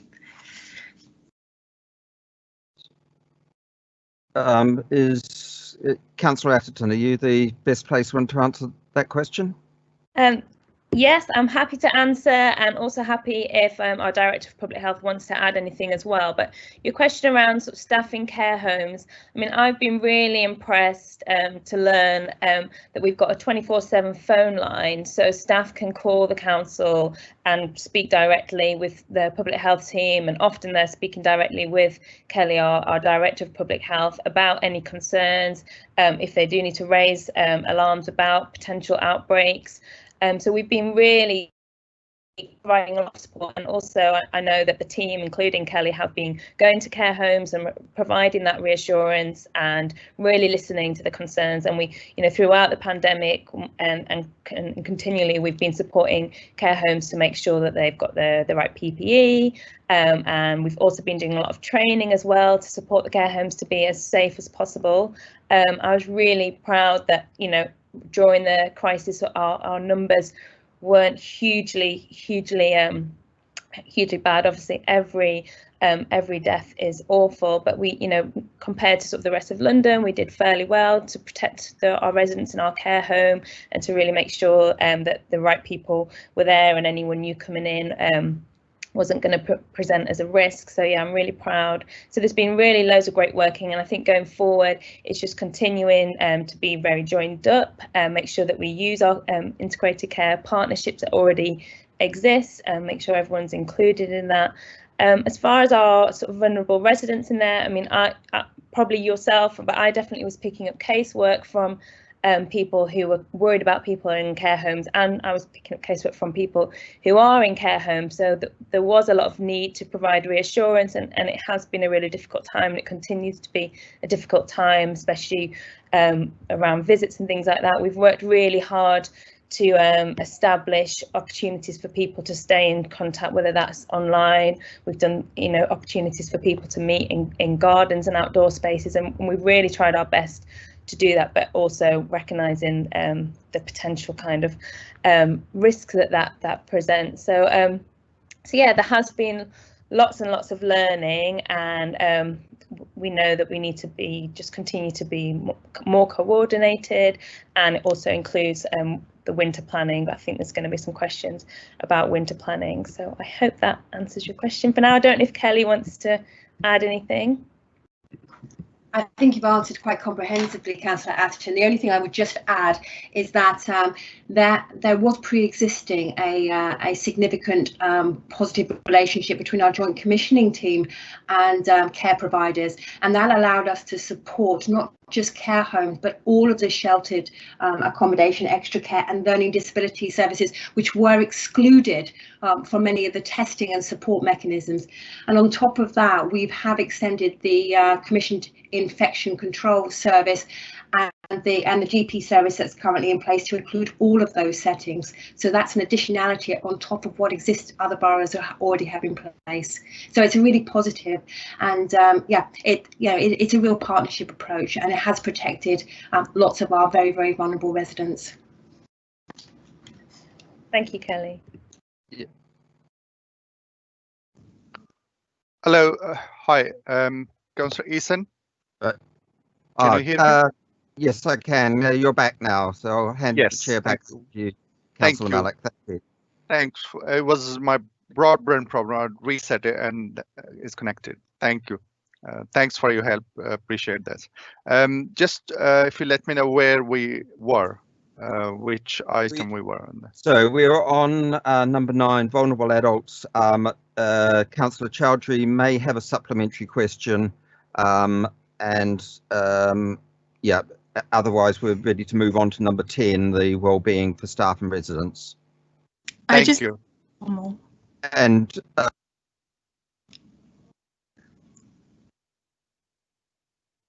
Councillor Eason, you're muted. I think Councillor Eason, you need to return back because there's again problem.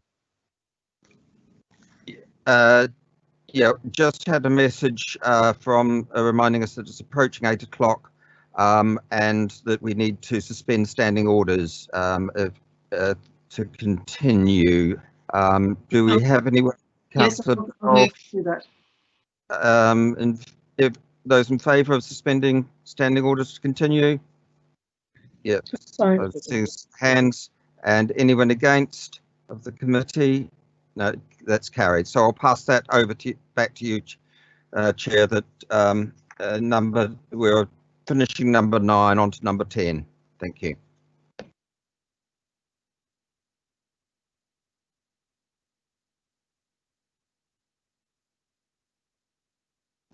Thank you, Chair. Can you hear me?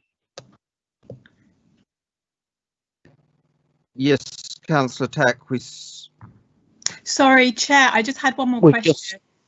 We've lost the chair for a moment, so if you carry on, Councillor Richard. Right. Yes. So just a supplementary from Councillor Chowdhury. Hopefully a short one. Thank you. Yeah, it will be a quick one. It was just to say that it's a different topic, but just to say that the report shows that domestic violence referrals have increased by over 200% on the same period last year. So what work is the council doing to reach those affected and offer support? Thank you. Councillor Atherton, are you able to come in on that? If Councillor Dunn is still here, I know she had that this is her area, so I won't want to tread on Councillor Dunn's toes if she is still in the meeting. I can't see I'm still here. Sorry, I didn't hear the question there. I think it was in and question out. for Chowdhury was the very significant rise in domestic abuse and what's the council doing to support victims? Yeah, absolutely. We've seen a big rise in the borough, as has been seen across the country, which is obviously very concerning. So we've put in extra resources in order to assist victims who contact us either directly through our helpline or who get referred via police or other agencies, or who contact the national helpline. So we are able to help more victims now due to that extra resource that's put in. We worked closely with the police, of course. In the initial phases, it was interesting. The police were telling us that they weren't seeing a rise, but we were, and I think it indicated that people were, that victims were fearful, perhaps, of contacting the police. So that's an area I think that needs to be worked on as well. But obviously, it's important that and good that people have other routes to be able to get help if they feel unable to obviously contact the police on that matter. Some of the other things that we saw during the pandemic were other organisations and shops, for example, Boots opened up their consultation rooms, the pharmacy consultation rooms as safe spaces where people could go if they were suffering from domestic abuse and needed to, just get away if they were able to leave the house in order to go to the pharmacy. And then be able to contact further services from there. So that was again something that we promoted. As members will know, we're currently partway through the 16 days of action against violence against women and girls, which runs from the International Day for against gender-based violence and runs up until International Human Rights Day. So there's a series of campaigns and promotion that we're doing at this point, although obviously it needs to be, it's an ongoing year-round thing. But do look out for the extra videos and things, but certainly a lot of it was about awareness, but we did put in that extra money for extra services as well. Okay, thank you, Councillor Dunn. Councillor Biddulph, you've indicated. Very, very, very quick. I just wondered, I know it says 200% increase, I think, in the report. Can you give us an idea of numbers, please?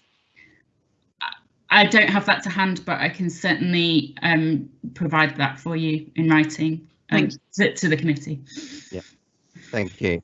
Right, moving on then, Councillor Tack, you have got a question on the well-being for staff and residents. Thank you, Councillor Eason. My question, excuse me for a minute.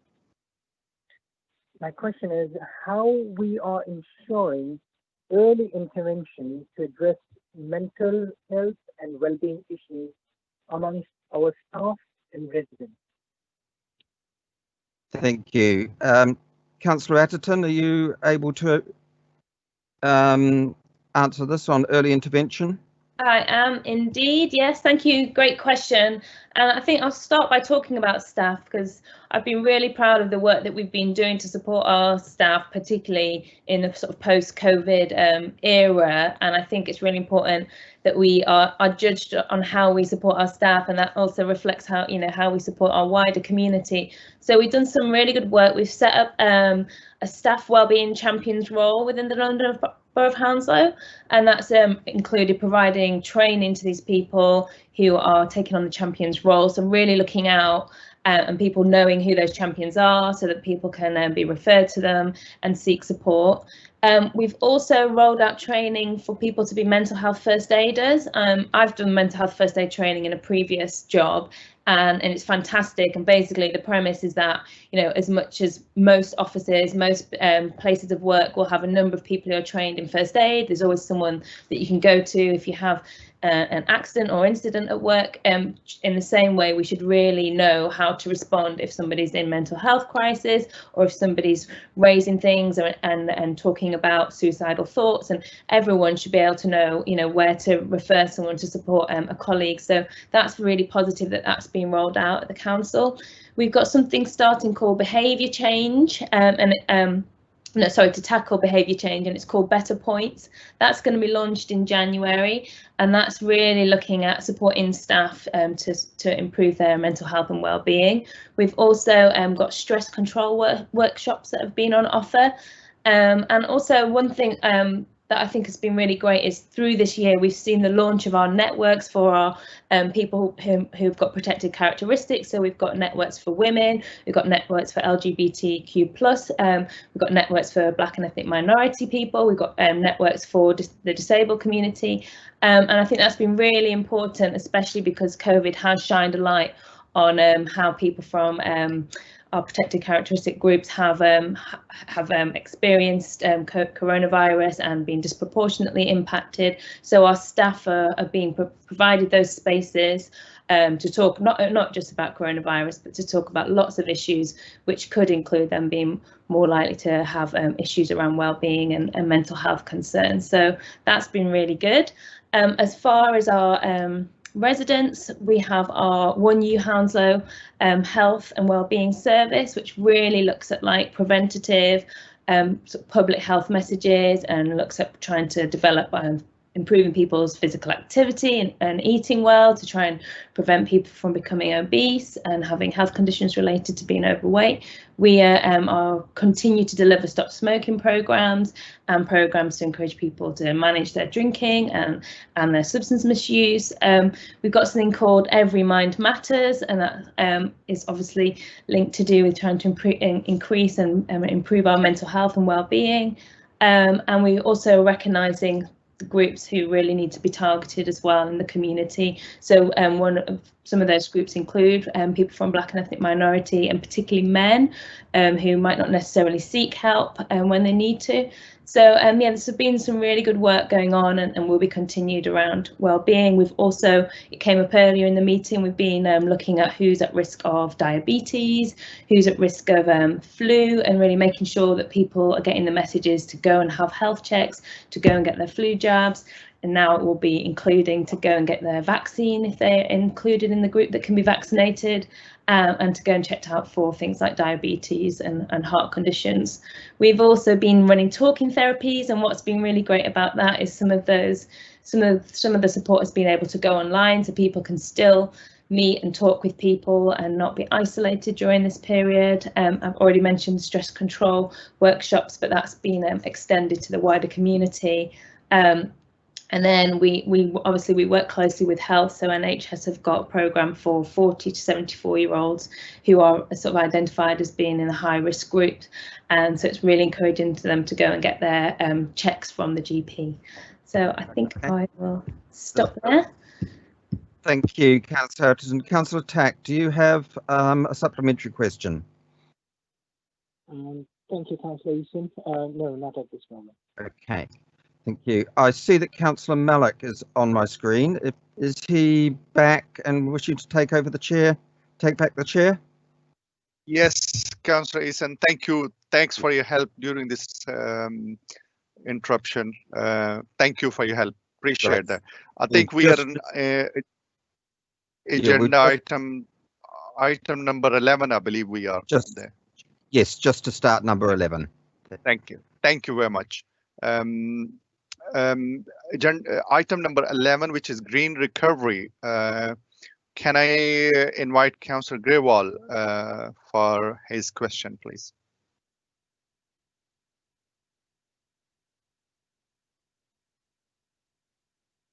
Councillor Grewal.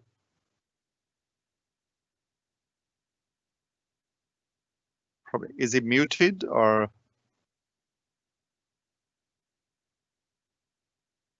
Sorry.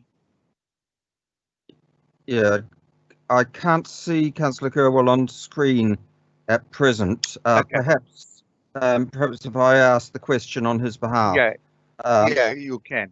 How do we ensure we come out of this pandemic greener? And I think Councillor Dunn and possibly Victoria Lawson might be able to answer.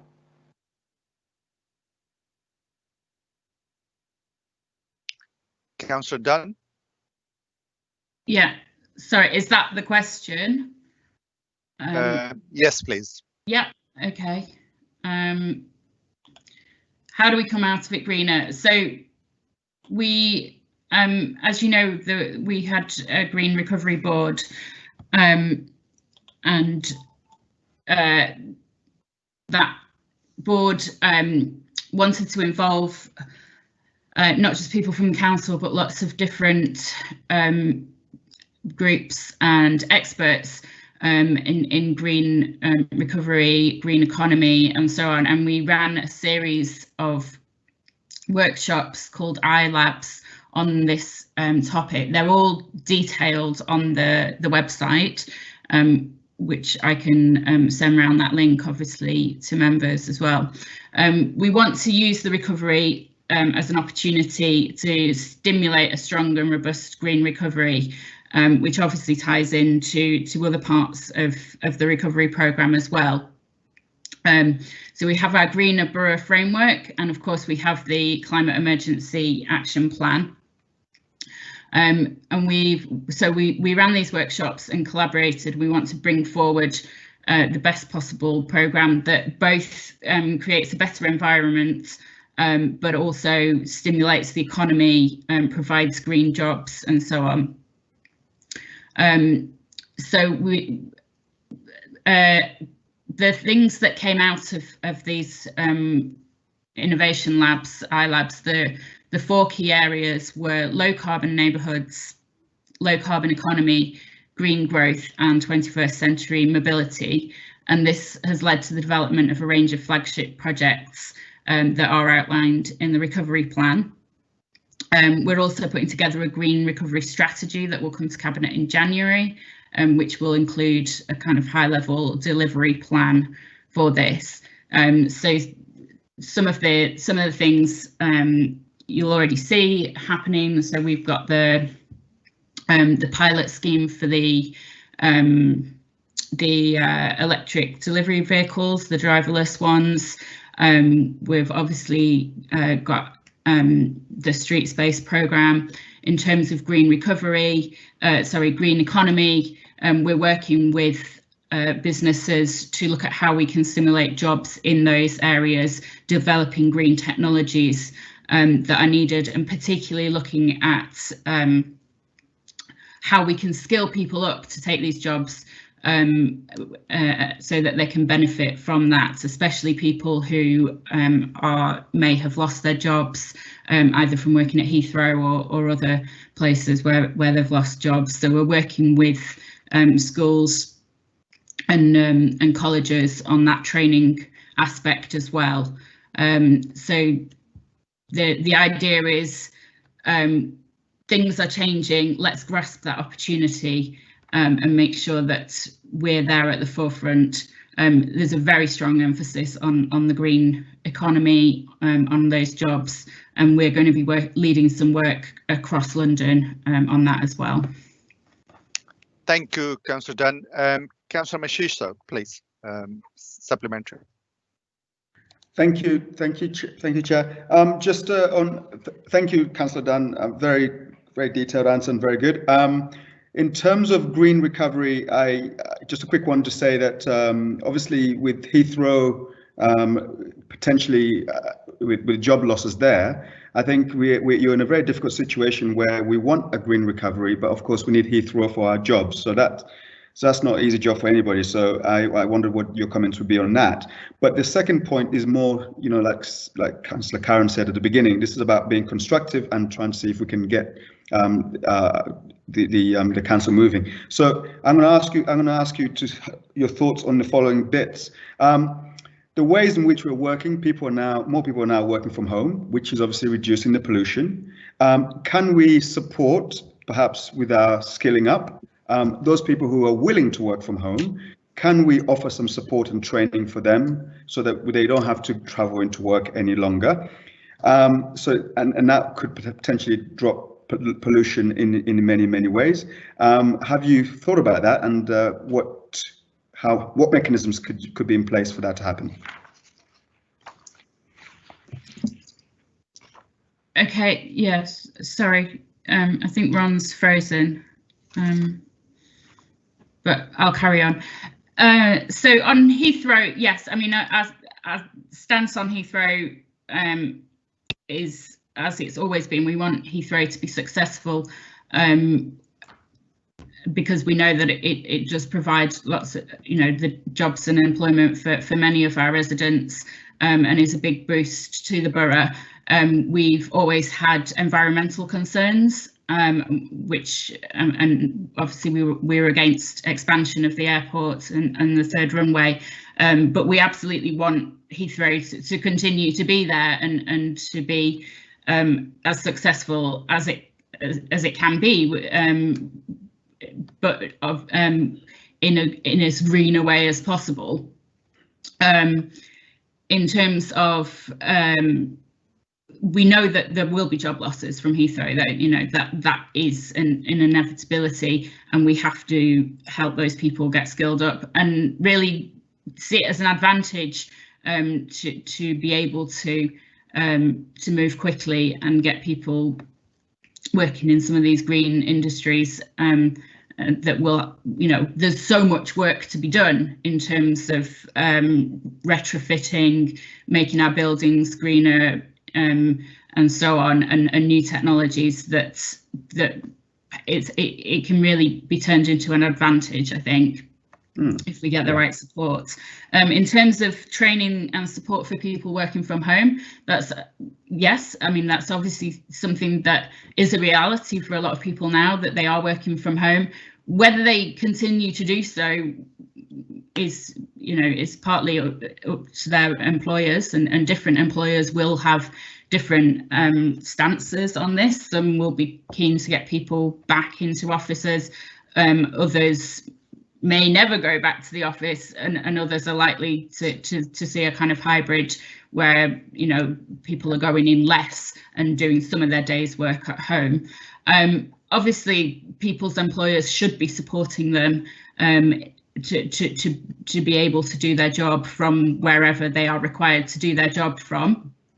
But there are things absolutely that we can do, and we have our adult education lifelong learning programs that can help people who do need training or support. But we also, one of the other things that came out of these labs was the idea of the 15-minute cities, whereby a lot of things that people need for their everyday lives are within 15 minutes of walking of their home. And that's something I think that we're really keen to build in as well.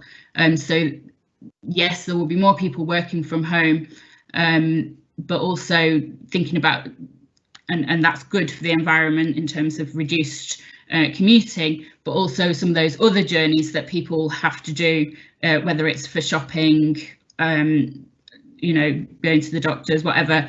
We're really keen to make sure that those can be done by foot or by bike, where, you know, for people who are able to do that. Thank you, Councillor Dan. Councillor Curran, do you want to say something?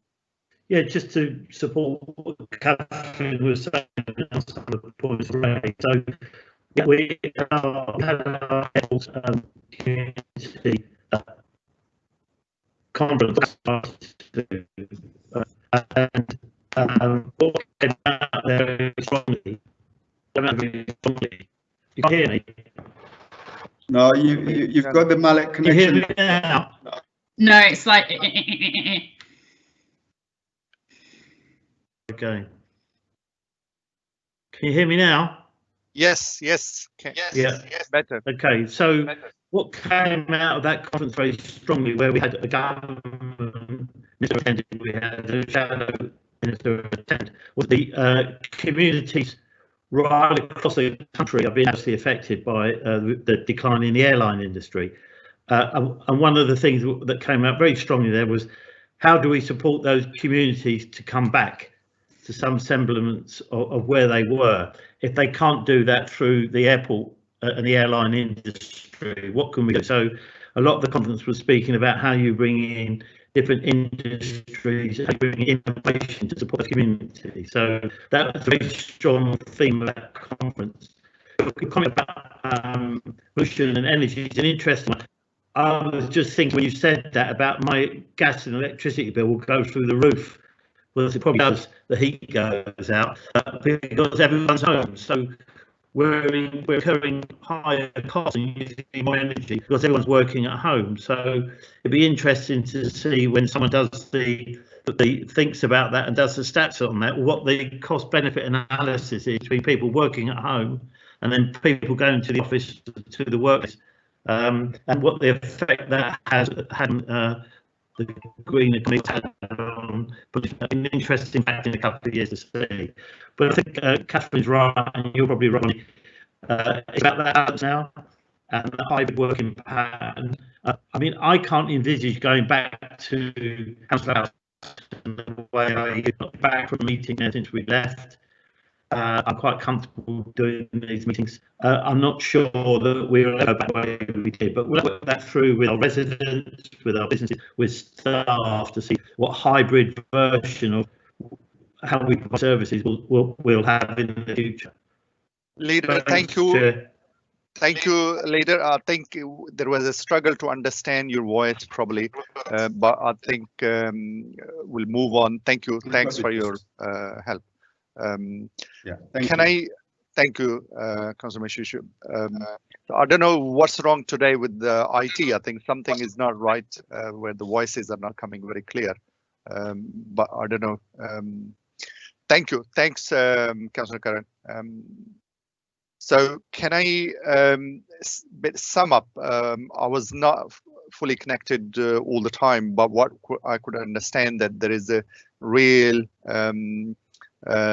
need and requirement to support our local community during this difficult time. As Councillor Curran has expressed, that there is a comprehensive plan in place to support the local community and the people who are in need. So with that note, can I thanks to everyone and move on to the next agenda item. Can I allow members and officers to leave if they are not required for next agenda? I'm really thankful for their contribution and their answer, what they may have given. Thank you.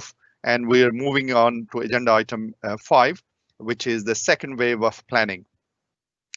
We now move on to agenda item 5, which is the second wave of planning. I will now invite Councillor Eason and Councillor Grewal and officers to introduce the topic and give a 5-minute presentation.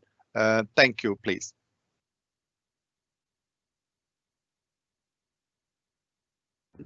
Thank you. I keep moving around my house to make sure that I've got some good connection, so hopefully you can hear me. So yeah, this is myself and Councillor Gurwell who are going to be presenting and talking about second wave planning and preparedness. And so I'll just speak briefly. Can someone just confirm, is there if there is a presentation on this? Yes, for 5 minutes, please. Okay, because I've got answers to questions, but I don't know if someone is going to present something as well. But I will just. Sorry, it's for yourself and Councillor Grewal and officers if they wish to. Okay. 5 minutes. So I'll introduce the item. So yeah, I mean, this is an area again that I'm really proud of. You know, as soon as the pandemic hit, we were already talking about recovery and getting prepared for our recovery, recognising that even though we'd be hit very badly by the health pandemic, we also know how badly we'll be hit by sort of the economic impact of the pandemic. And then also, it was very, I was alerted quite early by our Public Health Director, Kelly, that a second wave was very possible, and it was very possible that it could come at the same time as a time of year where we already have a lot of pressure, which is winter, when we have issues to do with seasonal flu, when you see more people going into A&E, and lots of pressure on our NHS service and also around social care, etc. So yeah, so this is really just for us to set out what we're doing in order to be prepared for that.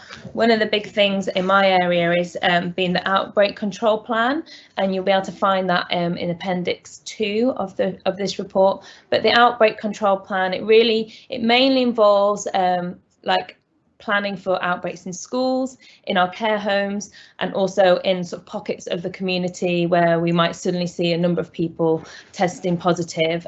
So we've been really recognising and understanding how we would need to respond to that. We've been putting strategies together to have real close links with our schools. So our schools are contacting the council on a daily basis. They alert us if they've got concerns. In the same way, the lessons that we've learned from the initial pandemic, we've got much better coordinated response to listen and respond to our care homes and our extra care and our services that are working with our vulnerable adults, so that we can respond really quickly. We can we've got operations in place so we can have pop-up testing. We can test whole communities really quickly if we need to. We could test whole schools if we needed to. So yeah, that's the outbreak plan is a big part of our preparedness, as well as a lot of the other work that we do. I understand that your questions around preparedness around learning and reflection, engagement, impact assessment, test and trace, community champions scheme, vaccinations, resilience and community resilience. So I can respond to all those things, but I'll allow Councillor Gurwell to come in, and if any of the officers want to come in, and then I'll respond to those questions. Thank you. Thank you. Councillor Gurwell, please. Thank you, Chair. Sorry, Councillor Gurwell, can I request all the member please turn off your video other than who is speaking to improve the sound? I really appreciate that. Something we need to do today. Thank you. Councillor Grewal. I'll be very quick. Like Councillor Atherton said, we always knew there was a possibility of second wave coinciding with the winter pressures. The lesson learned from the first wave now has been incorporated into the second wave contingency planning. We have fully reviewed the government guidance and have undertaken necessary contingency planning work to make sure we were ready for the additional pressures it would put on us and our partners like NHS. We have a detailed Hounslow second wave response plan overseen by the COVID Gold Response Group. This plan detailed how we work to minimize the impact of a second wave and manage increasing rates of infection in the borough. Thank you. That's all what I need to say. Thank you, Councillor Grewal. Very well presented. Thank you. We now move on to the second part of the process, which is for lead members to respond key lines of inquiry and for OSC member to ask any questions about the topic. I intended to do this by focusing on specific thematic clusters, so question with members asking question under each theme. I will read the topic heading and any OSC member have question on that topic, they can indicate in the chat box D if possible. I will allow 2 to 3 minutes per question on each topic in order for us to cover the topic members to speak, but we will need to get through the many topics, so bear with us, please. So my first topic is learning and reflection. Can I invite Councillor Grewal to ask any question, please? Thank you, Chair. This is Councillor Vikram Garwal from Hounslow Heath. I appreciate there's another Councillor Garwal, Preetham Garwal. So my question about learning and reflection, I have 4 questions. Number 1, what have we learned from the first 6 months of the pandemic and how has this affected our response in being in Tier 2 for now and for the next 4 weeks? Second question is our response in care homes. What have we learned? And it's fundamental that we have a grasp on that, dealing with the pandemic and a possible third wave, you know, from the easing of the lockdown now. So the take homes from that. Number 3, where could our response have been strengthened and how? Hindsight's fantastic. We really need to learn from, you know, what we could have done better in the past, and I'm keen to hear that because that's really important. And lastly, what more can be done to support the borough? You know, we had the Hounslow Hub, we had some other fantastic initiatives, but what more can we do? Thank you. Thank you, Councillor Grewal. Can I ask Councillor Eason, please turn off to video if possible, link that to improve the sound. I'll really appreciate that, sir. And this is now for Councillor Atherton, Kelly O'Neill, Councillor Grewal, Victoria Lawson, and Tom Palmer. Between you, whoever wish to go first to answer question relevant to them, please. I'll take the first one, Chair, if you like. Thank you. Yeah, okay. So like we already said, we have learned a lot from the first wave of COVID-19 and have captured that learning by running externally facilitated debriefing sessions with all our response teams. And the debrief aim was to build on successes and identify actions for changes and improvement ahead of the second wave. The first wave successes included regular briefing for all and the use of technology and information sharing.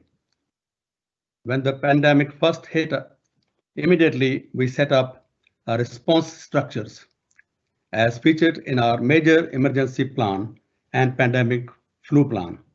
We realized the typical crisis response model used for sudden impact emergencies did not work for COVID-19. So the second wave, we designed a new response structure that made the best use of resources and ensuring that actions were delegated to the right people. The use of technology to manage the pandemic was fantastic, and we continue to utilize this response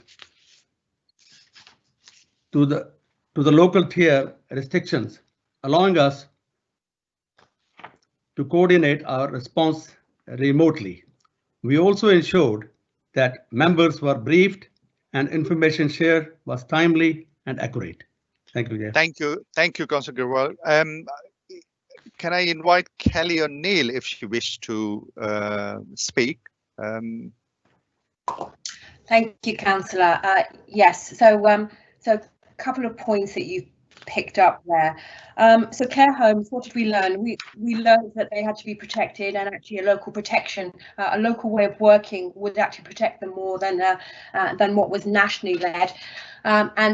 We kind of picked up earlier that investing in PPE to support the staff, carers and the residents in our care home was money very well spent by the council, and the additional support that we wrapped around many of these care homes, and as Councillor Atherton said, 24 hours a day, 7 days a week, which meant that they had a point of reference at all times.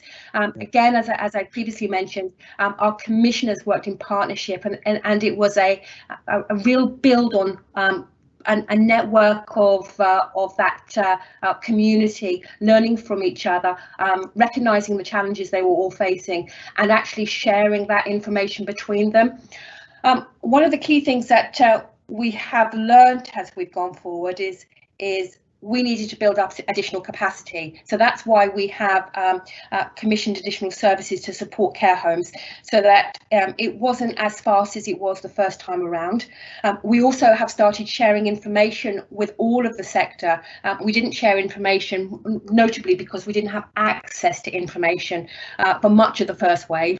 That information that comes from Public Health England is significantly better than it was in the first wave, and has allowed us to plan in an informed way, and sharing that information with our partners means we've got one picture of the true impact and the ongoing rates of infection across the borough, which allows us to take a very system-wide approach. And picking up on that system-wide approach, we had that in the first instance, certainly in the first wave, but it was a constant response to issues as they emerge. So what has happened in the second wave is that we've learned from all of that. We know what technology works. We know how to bring down rates of infection in certain areas.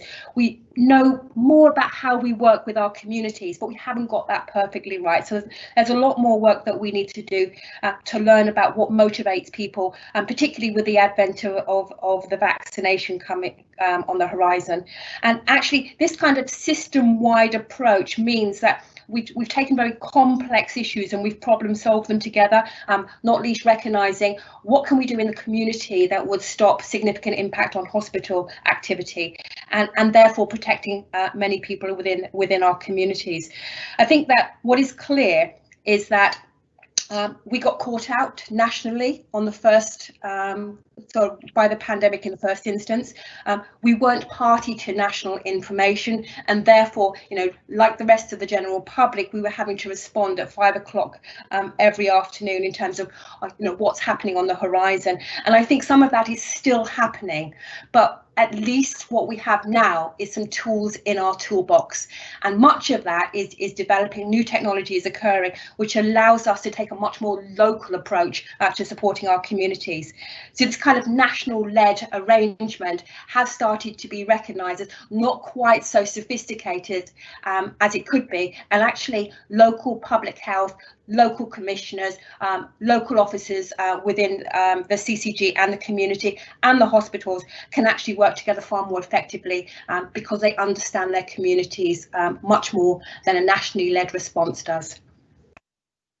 Thank you, Kelly.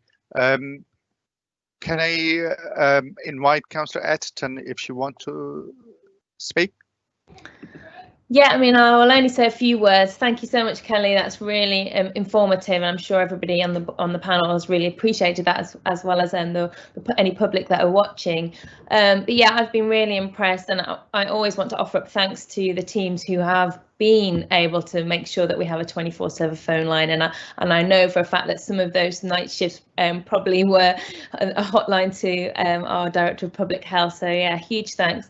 Yeah, just one thing that I would add around the learning, Kelly did touch on it, talking about our engagement with community, and the fact that that could really assist us going forward to improve our testing, and also really help with helping people to isolate early and get their arrangements in place so that they can do that safely, but also still have their needs met. So yeah, we definitely want to go forward, just continuing to build those relationships with people in the community, and using our champions. And then finally, just another thing that we recognise in learning is that we needed to improve our cross-border coordination, and so we've been really strengthening that, and that is in place now. So really recognising how people move around in the southwest of London. So we've got those links with other boroughs now, Ealing and Richmond and Hillingdon, etc. So yeah, that's all I think I need to add. Thank you. Can we move on to next item, which is engagement? Can I ask Councillor Eason to ask any question, if may have? Yes, thank you, Chair. I just want to ask how ward councillors have been involved in the development and the implementation of the second wave response. Can I invite Councillor Dunn or Mandy Skinner to respond, please?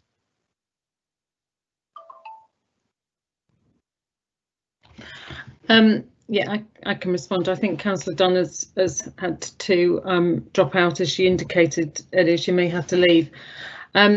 As we spoke earlier, in terms of engagement, we've undertaken quite a lot of information given to all members through this work, and indeed through our own sort of publications, through increasing number of briefings, and indeed hope to have more of those briefings, more regular briefings as we move forward. We've already heard a good suggestion from Councillor Machito about the engaging members in their wards, or in a couple of wards at a time, to get some really detailed information. We're really keen as well to hear from ward members, and many ward members have contacted us about community groups, about local aid groups, about suggestions of groups that we have been working with through our Thriving Communities Fund. So we've been taking forward a lot of that, and hearing from members about good projects at a local level that we can support, and that we can promote.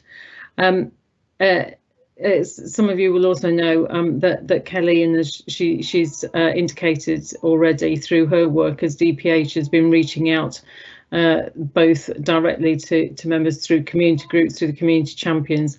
So we've got quite a wide network. I'm very keen to sort of pick up on that suggestion earlier, to make sure that we do not just involve ward members in terms of what they're hearing about the issues in the ward, but your connections with the community and community groups locally.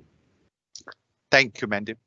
Can I move on to next item, unless anybody wished? Councillor Grewal, please. Chair, I think we missed Councillor Vikram Grewal also asked questions 2nd and 3rd. I only answered the part 1. And there was a second question there, I think was where could our response have been strengthened and how? And there was a third question. Can I quickly answer that? Yeah, go on. Yeah. Okay, the second question was where could our response have been strengthened and how? So quickly, a big success was effective use of our virtually run Borough Emergency Control Center. That over time became the nerve center for dealing with information and coordinating our response. We had never done anything like this before, but it became vital in strengthening and supporting our response.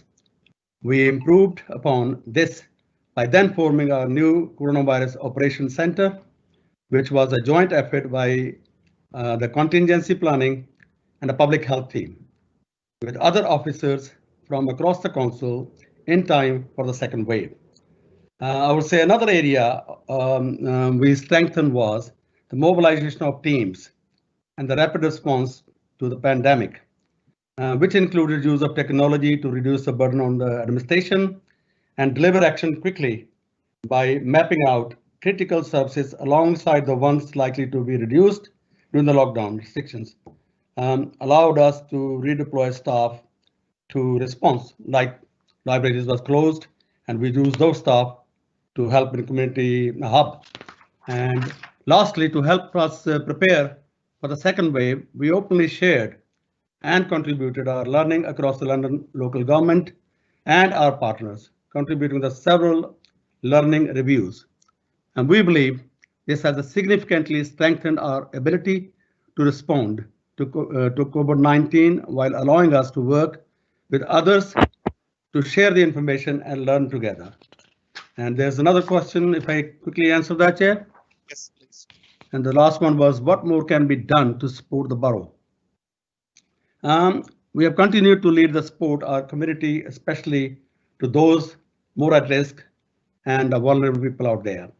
From the effect of COVID-19.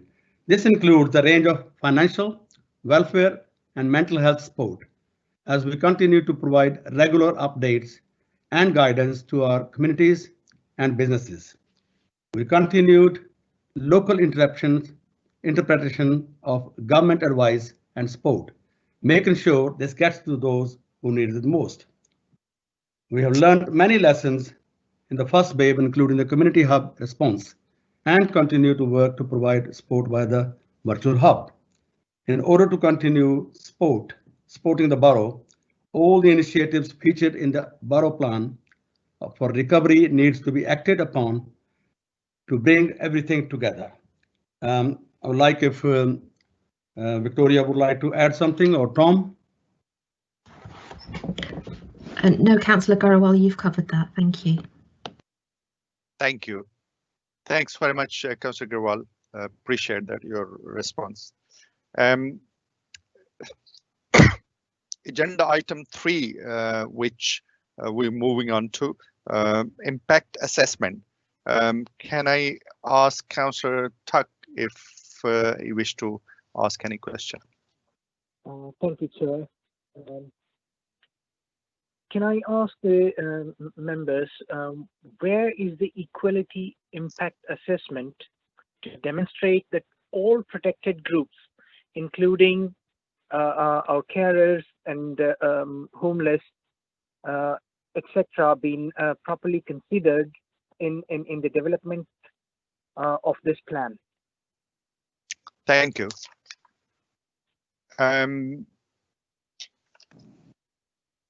Can I invite Councillor Butt or Councillor Atherton, who wish to answer? I'm happy to start off, and maybe Councillor Atherton can add if she wants to. Thank you. Thank you for the question. So in terms of our equality impact assessment, obviously, as you know, the strategic plan, the recovery plan, is a strategic plan. So it's our goal and our vision of how we want the borough to be recovered.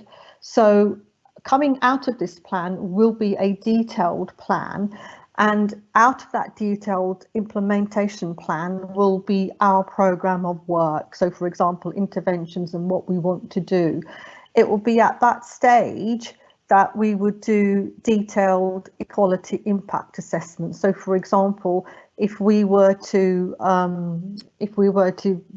sort of design a service or etc., then we would need to do the detailed assessments at that stage. But in terms of what has how we've taken equalities into account in terms of how that's informed our recovery, I think, you know, early on I said that our equalities commitment is being quite strong in terms of our recovery work, and not just the work, that specific work that the working group set up to look at inequalities in general, particularly amongst BAME communities, but all the other work that we've done. So all of the task force, all the task groups on the recovery board, all of them, all of their work and their proposals have been shaped by evidence about inequalities, local and national evidence around inequalities and how we can meet those. I don't know if Celia is on the line, because she might want to talk in detail about equality impact assessments, because that's quite a process. But what I really want to say in terms of what we are, what this plan is, there's a very strong theme about addressing inequalities all the way through it. And in terms of what will come out the other end, there will be detailed equality impact assessments at that time. But I'm happy if Celia is on the line to add how that actually happens in practice in terms of the operational side of it. Thank you, Chair. Is that helpful? Thank you, Councillor Bath. Very helpful. Can I ask the Chair? It is helpful, but it gives an indication that there is no solid report to demonstrate such thing. Sorry. It is all thought. I agree that all our thoughts are to improve equality, but at the moment we don't have any solid evidence that can demonstrate such thing. Can I just come back on that? I strongly disagree. Yes. I strongly disagree with that. Everything and every recommendation that we've made has been based on local and national evidence, our local inequalities and what the national evidence is showing that. So I would strongly disagree with you on that. It's not anecdotal. Obviously, we want to hear what's happening locally. I mean, we've talked a lot today about member involvement and how councillors can be involved. Now, councillors are always best placed to know what happens within their own communities. So it's important that we listen to them and hear them, and they can obviously inform the work that carries on as well. But everything that we've done has been based on evidence. So I don't know whether Celia, do you want to come in on that? Yeah. Yes. So I just want to cancel my camera so that it doesn't interfere with my ability to carry on for a minute. Thank you.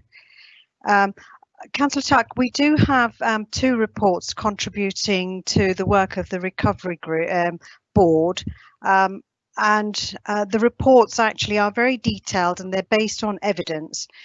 Both of those reports will be in the the one report, which is tackling race inequality, is also based on evidence, and that's available on the October 20 Cabinet report as part of that the decision making there.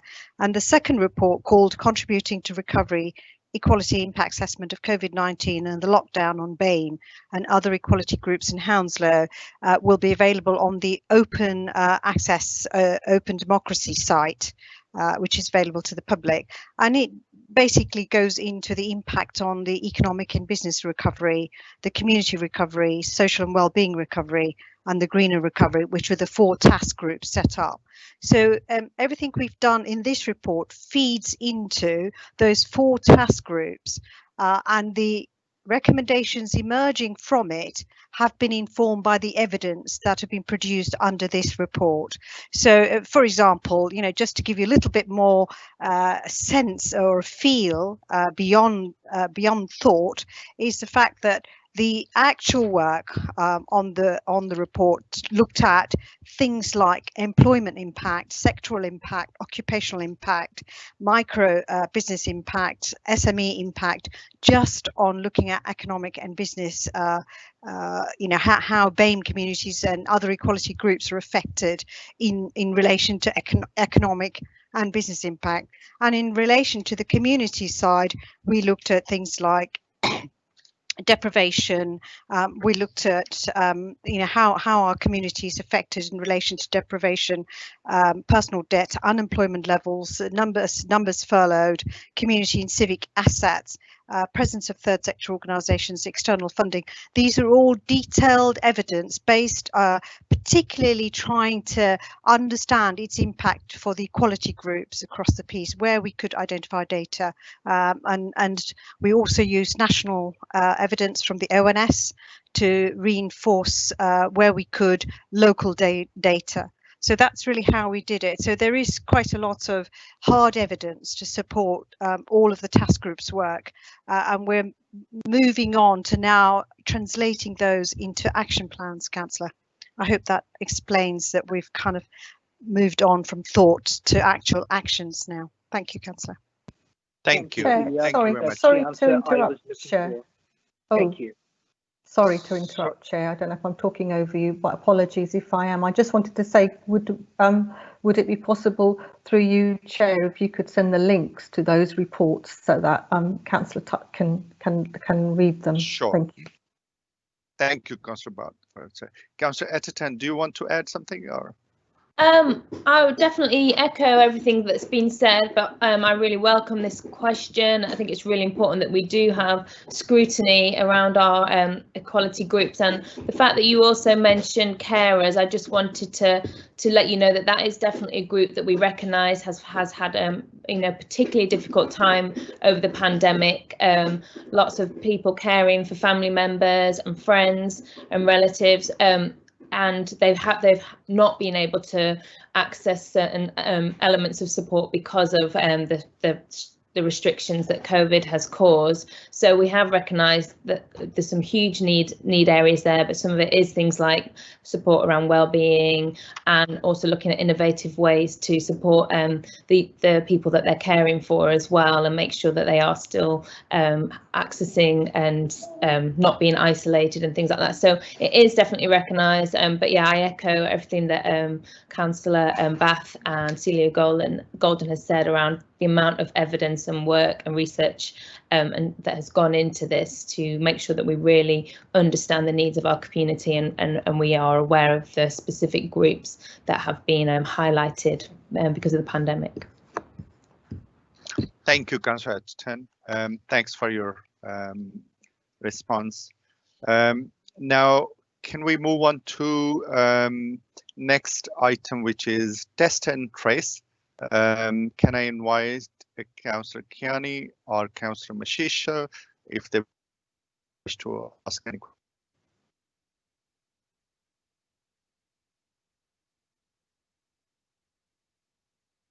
Councillor Mashisha, do you mind ask any question? Probably you may. Sorry, Chair, can you hear me? Can you hear me? Yeah. Thank you. Yes, sorry, I thought Councillor Kiani was going to ask, but it was more about the track and test, whether we're prepared for mass testing as a borough, and what sort of what the instruments are they in place for us if that were to be the case. Thank you, Councillor Mashisha. Who wished to respond for this Councillor Mashisha's question, please? I'm happy to talk about what's in place at the moment, and then if Kelly O'Neill is happy to talk about maybe Kelly. Hello, Chair. Sorry, this is Councillor Kiani here. Yes, Councillor Kiani. I think I was trying to unmute myself, because the telephone is quite difficult for me. And I believe now Councillor Mashisha has asked my question, okay, just, because the question has already been asked, so I'll listen. And if there's any supplementary, I will ask it again, yeah? Thank you, Councillor Kenny. Thank you. Oh, okay. Yes, Councillor Etterton. Thank you. So the Test and Trace programme remains a national programme. So it's organised centrally under the direction of Department of Health and Social Care.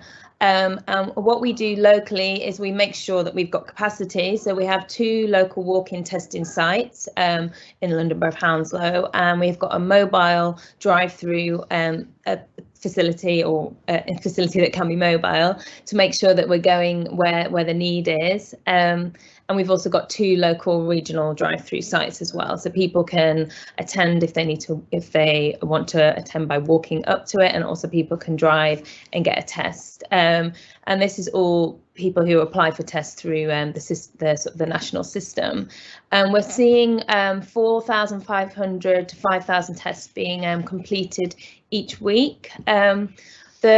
The contact tracing that you might be aware of, just to add some extra information here, since the 11th of November, we've had responsibility for that. But way before that, we were aware that this was a likelihood, and this is something that we really thought was necessary in order to improve our contact tracing and reduce the impact of the virus and try and get our rates down. So we took over that, and what that basically looks like is still nationally, for the first 24 hours, a national team will try and contact someone who's come in contact with somebody who's tested positive, and then if they're not able to do that, then that information gets passed to us locally. And the brilliant thing about that, and what I'm learning, is that we have a team who can then contact those people, and when we've got hold of them, we can then find out what their needs are. We can help support them so they can make arrangements to self-isolate, which means that we've got a much better success rate of people actually doing what we ask them to do, which is to isolate, and we can put them in touch with services. This is a way that we can find out if people need support from our hub, which is now being called Community Solutions. So it's working really well, and also we've got a team of people who, even if we can't get hold of someone on the phone, we're actually able to go and knock on a door, and then we're picking up other issues. So we're trying to do something that Kelly talks about, making every contact count. So if we meet somebody who has, quite identifiably got some other needs, then we can also talk to them and make referrals, and it just becomes a lot more joined up. So that's also part of our contact tracing and the wider test and trace. I'd be great if Kelly is happy to talk about the sort of what people are calling mass testing, just so that I want to make sure that you get the right information. Thank you, Councillor. Can I invite Kelly? Yes. Yeah. Thank you, Councillor. Thank you, Councillor.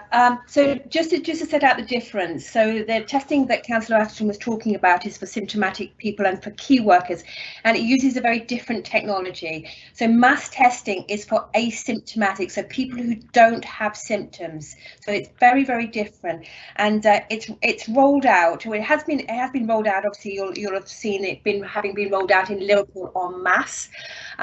So the view from the Department of Health is that we need to start small because it's very resource intensive. You'll have seen 2,000 Army personnel rolling out this it's called lateral flow testing up in Liverpool. We don't have access to that kind of resource. So what we're going to be doing is mass testing targeted locations, which require some training and some support. But particularly sort of part of our community settings, which have had quite a hard hit. So particularly schools and businesses. You'll have seen this week that it's being rolled out to visitors in care homes, but also we'll want to roll it out to that kind of wider extra care supported living environments that are not part of the national routine testing. The key thing about this particular test, though, is it has to link in to the current testing. So the current testing that's done in those locations that Councillor Ashton talked about, the sort of what drive-through and walk-through, that's all nationally sorted out. They have to link to this new mass testing because anyone who tests positive has to go and get a confirmation PCR test, because the sensitivity and the specificity of this new technology is not quite so good. So its ability to tell us whether someone is truly positive is not quite so good as the existing infrastructure. However, it is a very, very welcome approach, and it allows us at local level to be able to decide who we want to test, who we think are vulnerable communities where we want to roll it out, and to sort of basically take control and responsibility for doing that. And also, it's an additional tool. It's an additional tool that will help control the virus, especially over the next few months, and especially help to protect some of these very vulnerable residents.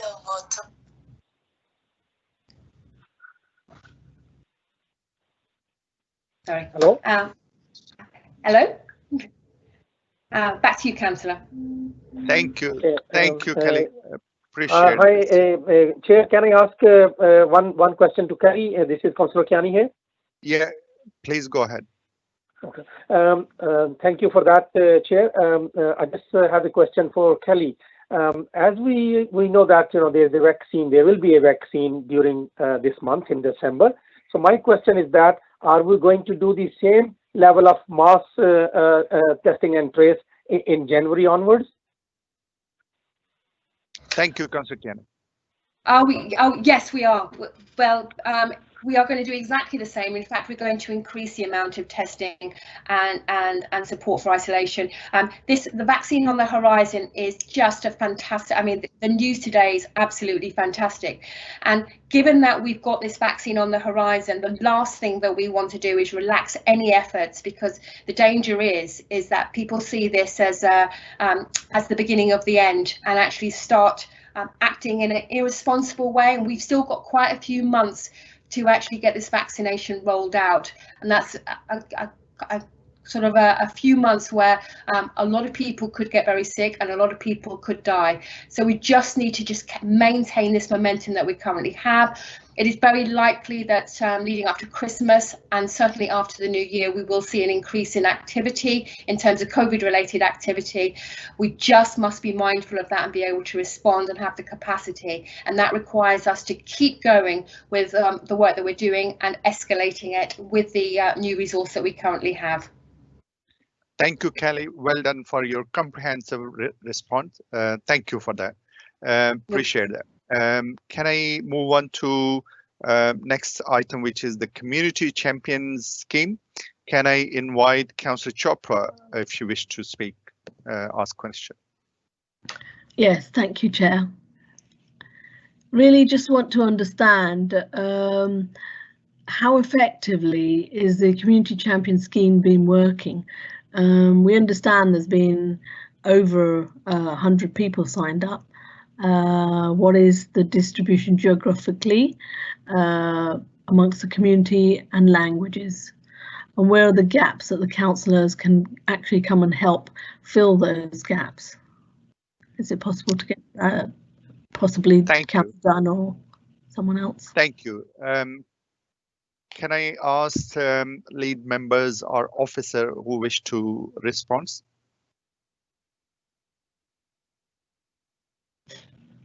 Hi, yep, so I'm happy to respond to this. So you're correct, we've nearly got 100 people signed up to these champions, which is brilliant because they're doing it voluntarily.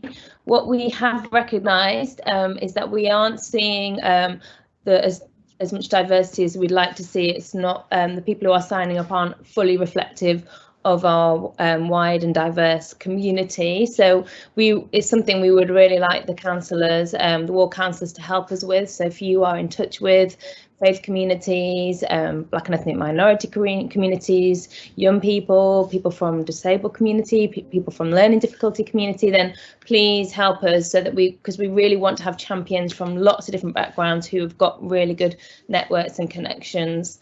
But yeah, as far as how effective has it been, we've been using our champions to get out messages. So any messages that we have, we're making sure that they have them, and then they can, ideally they can then provide those messages in the correct language if it's if they represent a community that has additional languages, or they can just get those messages out because they've got the relationships. We don't have to rely as much as putting out messages through social media, etc., and sort of mass communications. But we definitely recognise that there's room for improvement here as well.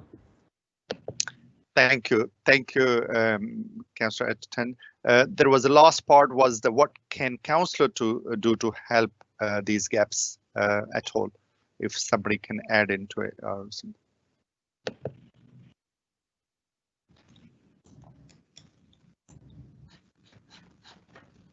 Well, I can see. Come on, Ben. Yes, sorry, I don't know if it's helpful. So I think you covered that, Councillor Atherton. Can you hear me? Yes.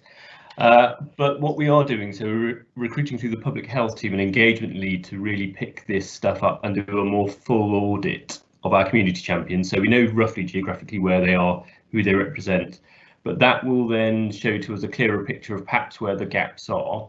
And that's where certainly yourselves as members or your own networks we can come to you and say there's a gap here that we think you may be able to help with, or vice versa. If you hear just out about your eyes and ears on the ground, if you're aware of areas, geographical areas or specific communities that you don't think are getting our messages, well, let us know, and we can target recruitment around that. And what really family members who then share them through their WhatsApp group. So we're going to try and do a bit of an audit of how far the reach is, but actually one of the great things about this is we don't know, because it spreads really well and we get a lot of really good feedback. And likewise, I've seen some really good things where someone will put something out about there's testing in Heston or something like that, or whatever it might be, and then it often generates questions. It could be in a Facebook community or it could be on a Nextdoor app, and then they advocate for us. They answer the questions, they direct people to their support. So it's great in that way. But as a member, we might come to you and say we need help here, but always do just anything you think is relevant around this, just drop myself an email, drop Kelly O'Neill an email, and we'll try and help as best we can. Thank you, Ben. Can I request all those people who are not speaking turn off their video, because IT is struggling with this to improve the sound. I really appreciate that, sir. Thank you. Councillor Chopra, does it answer your question? Is it okay? It does, but I think maybe we could have some forums where we can get councillors together and find out how they can very actively help, and if there are messages that can be given out or any brochures or leaflets or anything, you know, maybe we could have forums like that with the councillors and the officers related to sending out the communication and getting people involved. That would help. Thank you. Thanks for your comment. Appreciate that, sir.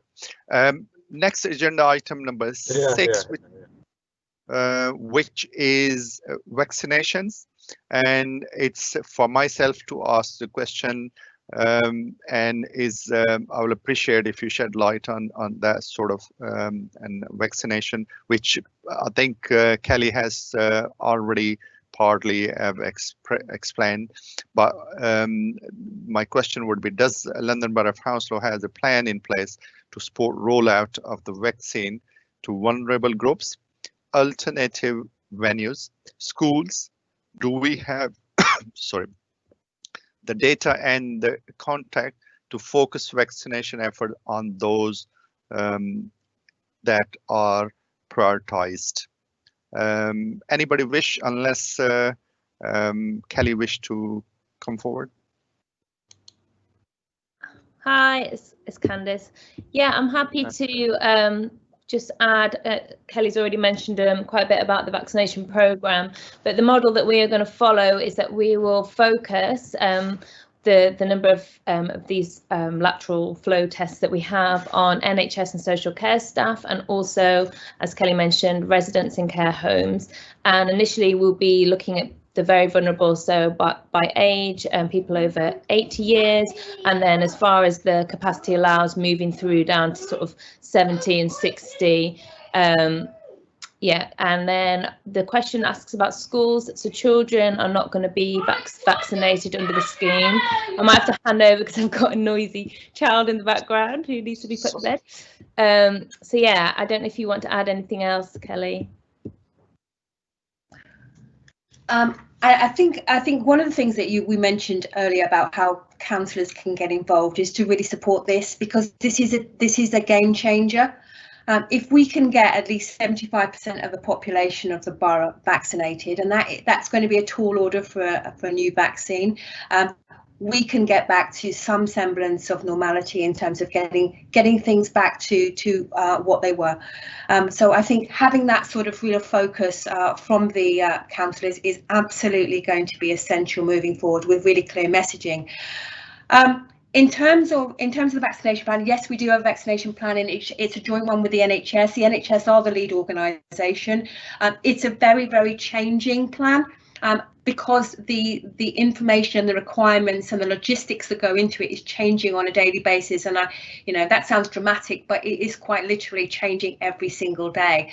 Whatever you're seeing in the news is doubly problematic at local level. Different vaccinations have different requirements, so therefore our original expectations when you look back about 2 weeks ago is changing significantly. So we've got 3 different approaches, 3 work streams. The NHS is a newly emerged work stream, so they will vaccinate NHS staff. We will apply that to social care. We've then also got these primary care network sites. So the logistics is that we have agreed all the venues for those sites. And they will pick up the elderly, sort of the 80+, who, as we've spoken about earlier, are by far the most at-risk community, because age is the most significant risk factor for hospitalisation and deaths. And then on top of that, we've also got the mass vaccination sites. We've got one location identified, with potentially 2 coming into place relatively soon. Vaccinations go live from the 14th. Just to pick up on sort of the ask about schools, none of these vaccinations are licensed for children and pregnant women at this time. That doesn't mean that there won't be a vaccination for children. It's just that the licensing requirement requires it to go through phased testing. And what you will find with all new medication is it quite rightly gets tested on adults. And once it's gone through adults, obviously because children are seen as a much more of a vulnerable group, it then goes into stages of children testing. But on this particular front, I really will emphasise that age is the most significant risk factor, and what we see in children is a relatively minimal impact, apart from the fact that they mix in in circles where there are older people who could be more at risk. So this is a really exciting development. The national ambition is to vaccinate as many people safely in a shorter time as we can. The expectation is between December and April that we'll vaccinate 75% of the London population. That's the ambition. That's 5.2 million people vaccinated, and it's 2 vaccinations at 10.4 million vaccines that are administered. And yeah, exciting times. Thank you, Kelly. Thanks, Sure. Kelly. Sure, sorry, I'm not, you can't see me because I'm in transition, but can I ask a supplementary on that? Just a brief one. Yeah, sure. Kelly, you said the 14th would be the available date, but I thought it was next week that this is being rolled out. That's the first part. The second part is, are we as a council doing something to promote this so that we stay away from these hawks or anyone sort of saying that they shouldn't be vaccinated? Yeah, so there's 2 things there. So the original start date was the 14th, and that, as I say, is a movable fee. So we know that some of the NHS trusts, because when that original date was started, there wasn't this kind of NHS hubs. So now that there is a kind of a safe venue, because it's much easier to vaccinate NHS staff because they're a captive audience, it may be that it starts a little bit early, not because of the fact that they can access the Pfizer vaccine, and they do have these cryogenic fridges, which are going to be, which are already essentially in NHS locations. However, wider vaccination outside of the NHS is pretty unlikely in the next couple of weeks because of that logistics. Yeah, so the other thing that you mentioned in terms of wider logistics is that, yep, we're going to have to, there's a lot of work going into protecting the sites that have been established. There's going to be a lot of security around them, and there is a quite extensive national, regional and local communications plan that is going to support this activity. And clearly, there's a lot of work trying to address and rebalance the amount of inaccurate information that's being shared on social media, and it's at the moment it is recognised the NHS are being relatively quiet in terms of its response to some of that inaccurate information, but they are doing it for a reason, because they just want to make absolutely sure that when they start this messaging campaign, they are very clear about the information that they're sending out, although I do wish they would hurry up and start sending it out. Thank you, Kelly. Once again, and next agenda item is resilience of the organization. can I invite Councillor Biddulph to ask the question, please? Thank you, Chair. I'd like to shorten the question, if I may, and add another one, and that is really just to put the resilience in perspective of the challenges that we face and the areas of vulnerability where you need more help or more, to do more. What are the things you worry about in terms of resilience? And secondly, as we're in a section called second wave planning, and there have been some questions about learning and reflection, I haven't been able to have a supplementary. I have said before that we really need to collect information throughout any crisis like this, whether it's a pandemic or whatever it is, including from councillors. And councillors haven't been asked systematically to provide any feedback on the way in which things have been handled, whether that's on behalf of residents and businesses or from their own perspectives. So what have you got in place to collect information which is no longer fresh in our minds from the first wave? And what are you going to do about this second wave that allows us to report back to you systematically? Thank you, Chair. Thank you. Thank you. I don't know who wished to respond from lead member or officer. Chair, can I just come in? I have to refute what Councillor Biddulph has said again. We have constantly asked councillors to give us feedback at the briefing sessions and in all of the information that's sent out by email to councillors. It's absolutely not true that we've not asked for feedback. I don't know where she's been. I think I could probably produce many emails from Councillor Biddulph, which has even suggested some very good things, which we've acted upon.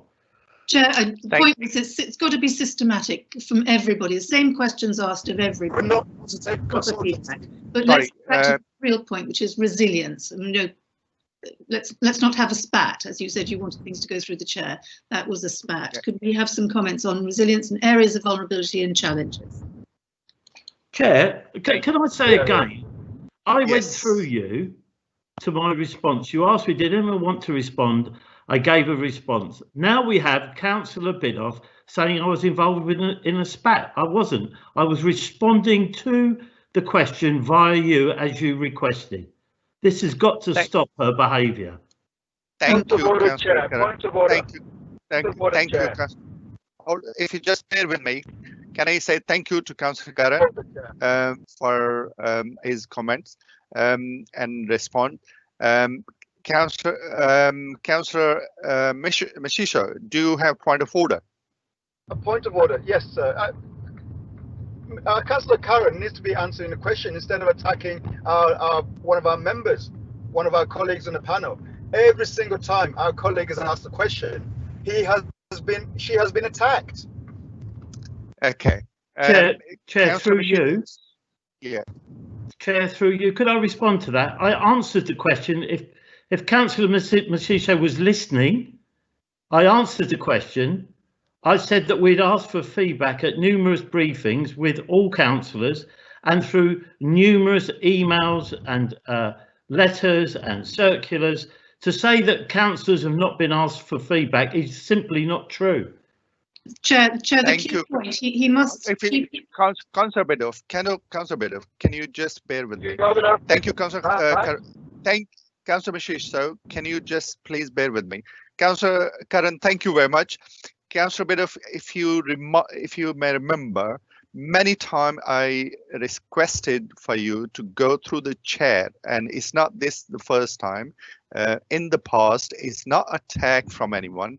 I reminded and I requested you, please go through the chair, and I will once again I will request you, please go through the chair, and I will invite you for whether you wish to ask or if you have any further comment. Chair, Thank you. On every occasion, Chair, I have said chair. Just now I said that. You didn't hear it because Councillor was still talking. Councillor Curran was still talking. I did say chair through you. So please don't correct me for something I have not done. And the point about the question to Councillor Curran was consistent. Sending out emails in an ad hoc way, not having something in place. I've worked through many crises. I know what should be done. And just to respond by saying he's scattergunned emails, I don't remember any emails at all, frankly, but it's about consistent collection. But the main question, as you know, is about resilience. And I asked about the challenges and the areas of vulnerability. So I just say again, I came through you So I don't Thank appreciate you. being ticked off for something I didn't do. This is no, I didn't pick on anyone. This is just for reminding. It's not the first time. I'm not talking about this time, but in the past, I have requested many times the similar thing. So I will appreciate that. If everybody, it's not about you, anybody, please go through the chair, and I will invite for whether you got question or answer. Thank you. Councillor Bath, you wish to respond to Councillor? Yeah, thank you. I will let Councillor Gariwal respond to the resilience, but I just wanted to respond to the suggestion that, you know, councillors are not sort of systematically asked for opinions. I mean, I've got to echo what the leader said. There have been countless briefings, Councillor Biddulph, and also there was a members' survey where you were specifically asked to feed back your, you know, experiences of COVID and what you wanted to change, and I sincerely hope that you managed to do that. So, I mean, I don't know if you've got any further particular ideas. I mean, for example, this overview and scrutiny committee is a perfect opportunity for you, you know, as a member to sort of, you know, put forward suggestions and ideas that you think would be useful for the future. So I absolutely agree with the leader. I think there's been lots of opportunities, plus not just member engagement, but you know, a survey, you know, canvassing your views and ideas. And also, you know, I've offered you an opportunity to be part of working groups. I think we've done that in the past as well. So you know, I don't agree with you that there hasn't been enough opportunity for members to sort of, you know, share their views and their experiences. Not at all, I'm afraid. Can I just make one small comment about that? Because if you just bear with me, Councillor Grewal wished to speak before yourself. Let him speak, and then you will be the next. Thank you, Councillor Grewal. Thank you, Chair, and I'm coming through you. Thank you. Okay, I'll ask the original question that were asked by Councillor Biddulph, and I'm sure Victoria, Lawrence, or Tom will add on to that and answer the question. Anyway, responding to the first one, the ever-changing government guidance. It says responding and reacting to every changing government guidance, especially when released at a short notice, has been and still is extremely challenging. However, to make sure we fully understand and the information from the government, we have established certain teams to interpret guidance and share this across the council, including our partners. The cabinet and all elected members have been briefed through virtual meetings and newsletters throughout the pandemic, and they can always come back to us for further information. And the second question was, I think, resilience, flexibility about resilience, and our flexibility and adaptability has been a huge success in responding to COVID-19 as a borough. There have been many staff members throughout who have stepped up and been redeployed to work in other unfamiliar service areas, including our community hub. This has continued throughout in true One Hounslow spirit, improving our resilience as an organization while continuing to deliver our critical businesses and usual services. And the last one I'll quickly answer was the resilience at risk. No, despite the challenging and ongoing responses to the COVID-19 over the months, we believe that our resilience is not at risk. We continue to assess the ongoing risk of COVID-19 to the organization and community while working with our neighbors and partners to share information and concerns. We have recently completed COVID-19 assurance checklist in October, which we assessed Hounslow as green. Also, we are due to review our position against the resilience standards for London in early 2021 in an internal audit. We continue to make sure all risks are fully assessed, understood, and we have robust mitigation plans in place to both respond and recovery from COVID-19 and deal with any other potential disruptions. I'm sure Victoria or Tom will add on to this. Thank you, Councillor Gurwal. I think we are extremely short of time, and we I think struggling with the time, and I will appreciate that. And I think all these questions were asked has been answered. May I move on to next agenda item, which is community resilience. Can I ask Councillor Eason, as brief as possible, to ask this question? And we got still to catch up quite a few bit. I'll be grateful if briefly, please. Yes, thank you, Chair. How is the council engaging with various community groups to ensure there's effective support for residents through the second wave? For example, the mutual aid groups that stepped up in the first wave. Thank you. Thank you, Councillor. Can I ask lead member or officer as brief as possible for this response to this question? Thank you, Matt. Thanks, Chair. So the Community Partnerships Unit does host a weekly meeting with community voluntary groups, and indeed the newly emerged mutual aid groups as well. So that's an open meeting. I believe it's actually weekly. And that in part, I think, reflects some of the other conversations that we've heard tonight, Chair, in relation to how we make sure that we get the messaging out, that we can do some work in relation to promoting the community champions and get that feedback so that informs our messaging. But we do have that weekly meeting. And I think, again, picking up the suggestions from Councillor Mashisho and from Councillor Chopra earlier on in terms of making sure that we fold ward members into that. So I've heard some messaging tonight that we can think about in terms of how we reach out and make sure that we give every member an opportunity to feed back into how we can work with those community groups. I would just also say on community resilience that it does also relate to individual community resilience, the individuals within our communities. And in the first round, we reached out to all of the people who at that point were identified as shielded. We called all 22,000 people. We wrote to 22,000 people, and we've done so this time in this lockdown as well. We've contacted everybody by letter, and we've contacted the people that were new to the vulnerable list as well by telephone. Thank you, Mandy. Appreciate that, sir. Can we, because of we are struggling with the time, and there's this extremely short time we got left to complete the meeting, and these, can I sum up a little bit conversation? As you know that we have, but thankfully we have second wave of planning, which we covered in these items as much possible.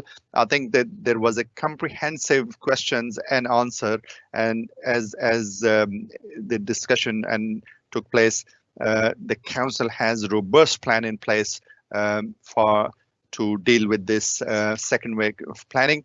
And so may I, with this item is for noting after discussion, may I say thank you for everyone who have participated, and officers. I'm so grateful that you have a comprehensive response to all those questions which were asked. Thank you for that. So moving on to agenda item, next agenda item, which is standard item to review the work program for 2020-21. Are there any changes proposed to the work program? This is for the chair to agree, and as members, you are aware that there were work program was 2020-21. OSC has looked through, and as you know that 15 October we have dealt with the topic 1 and 2. 2nd of December is today recovery plan and second wave planning.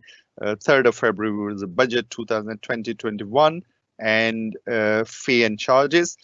31st March 2021 consultation of and engagement and local economic leadership. So can I, with your consensus, can I agree on that plan?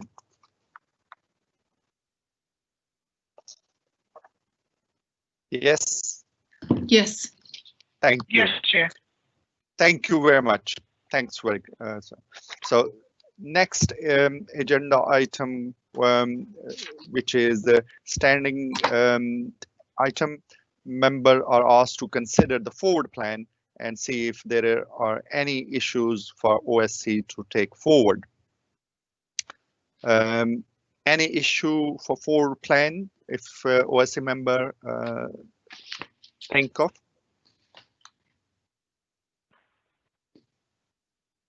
I assume there is. Yes. Yeah. Chair, I think the forward plan is predominantly the decisions on the cabinet agenda next Tuesday. I would urge people to review that and the supporting papers. I think there is a finance report, and that would be useful to review in preparation and in scene setting for our budget discussion in February. So I think I'd urge colleagues to look at those items in particular. Thank you, Councillor Eason. So moving on to agenda item 9 and 10, any other matters that the chair consider urgent and date for the next meeting.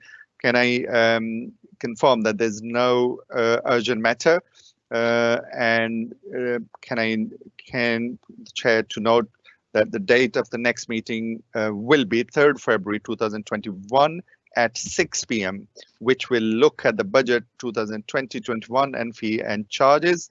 Can I thank you to all members, officers, and can I also thank ICT officer who are producing the meeting. Can I thank everyone, including public, for being present at this meeting of Councillor Overview Scrutiny Committee. Can I apologize for inconvenience for some time with ICT? We had some problem and this inconvenience was there. So with that, can I close the meeting for tonight with thanking everyone who have joined the meeting and participate. Thank you very much. Thank you, Chair. Thank you. Thank you, Chair. Thank you. Thank you. Thank you. Thank you. Thank you. Thank you. Thank you, Chair. Thank you, everyone. Thank you very much for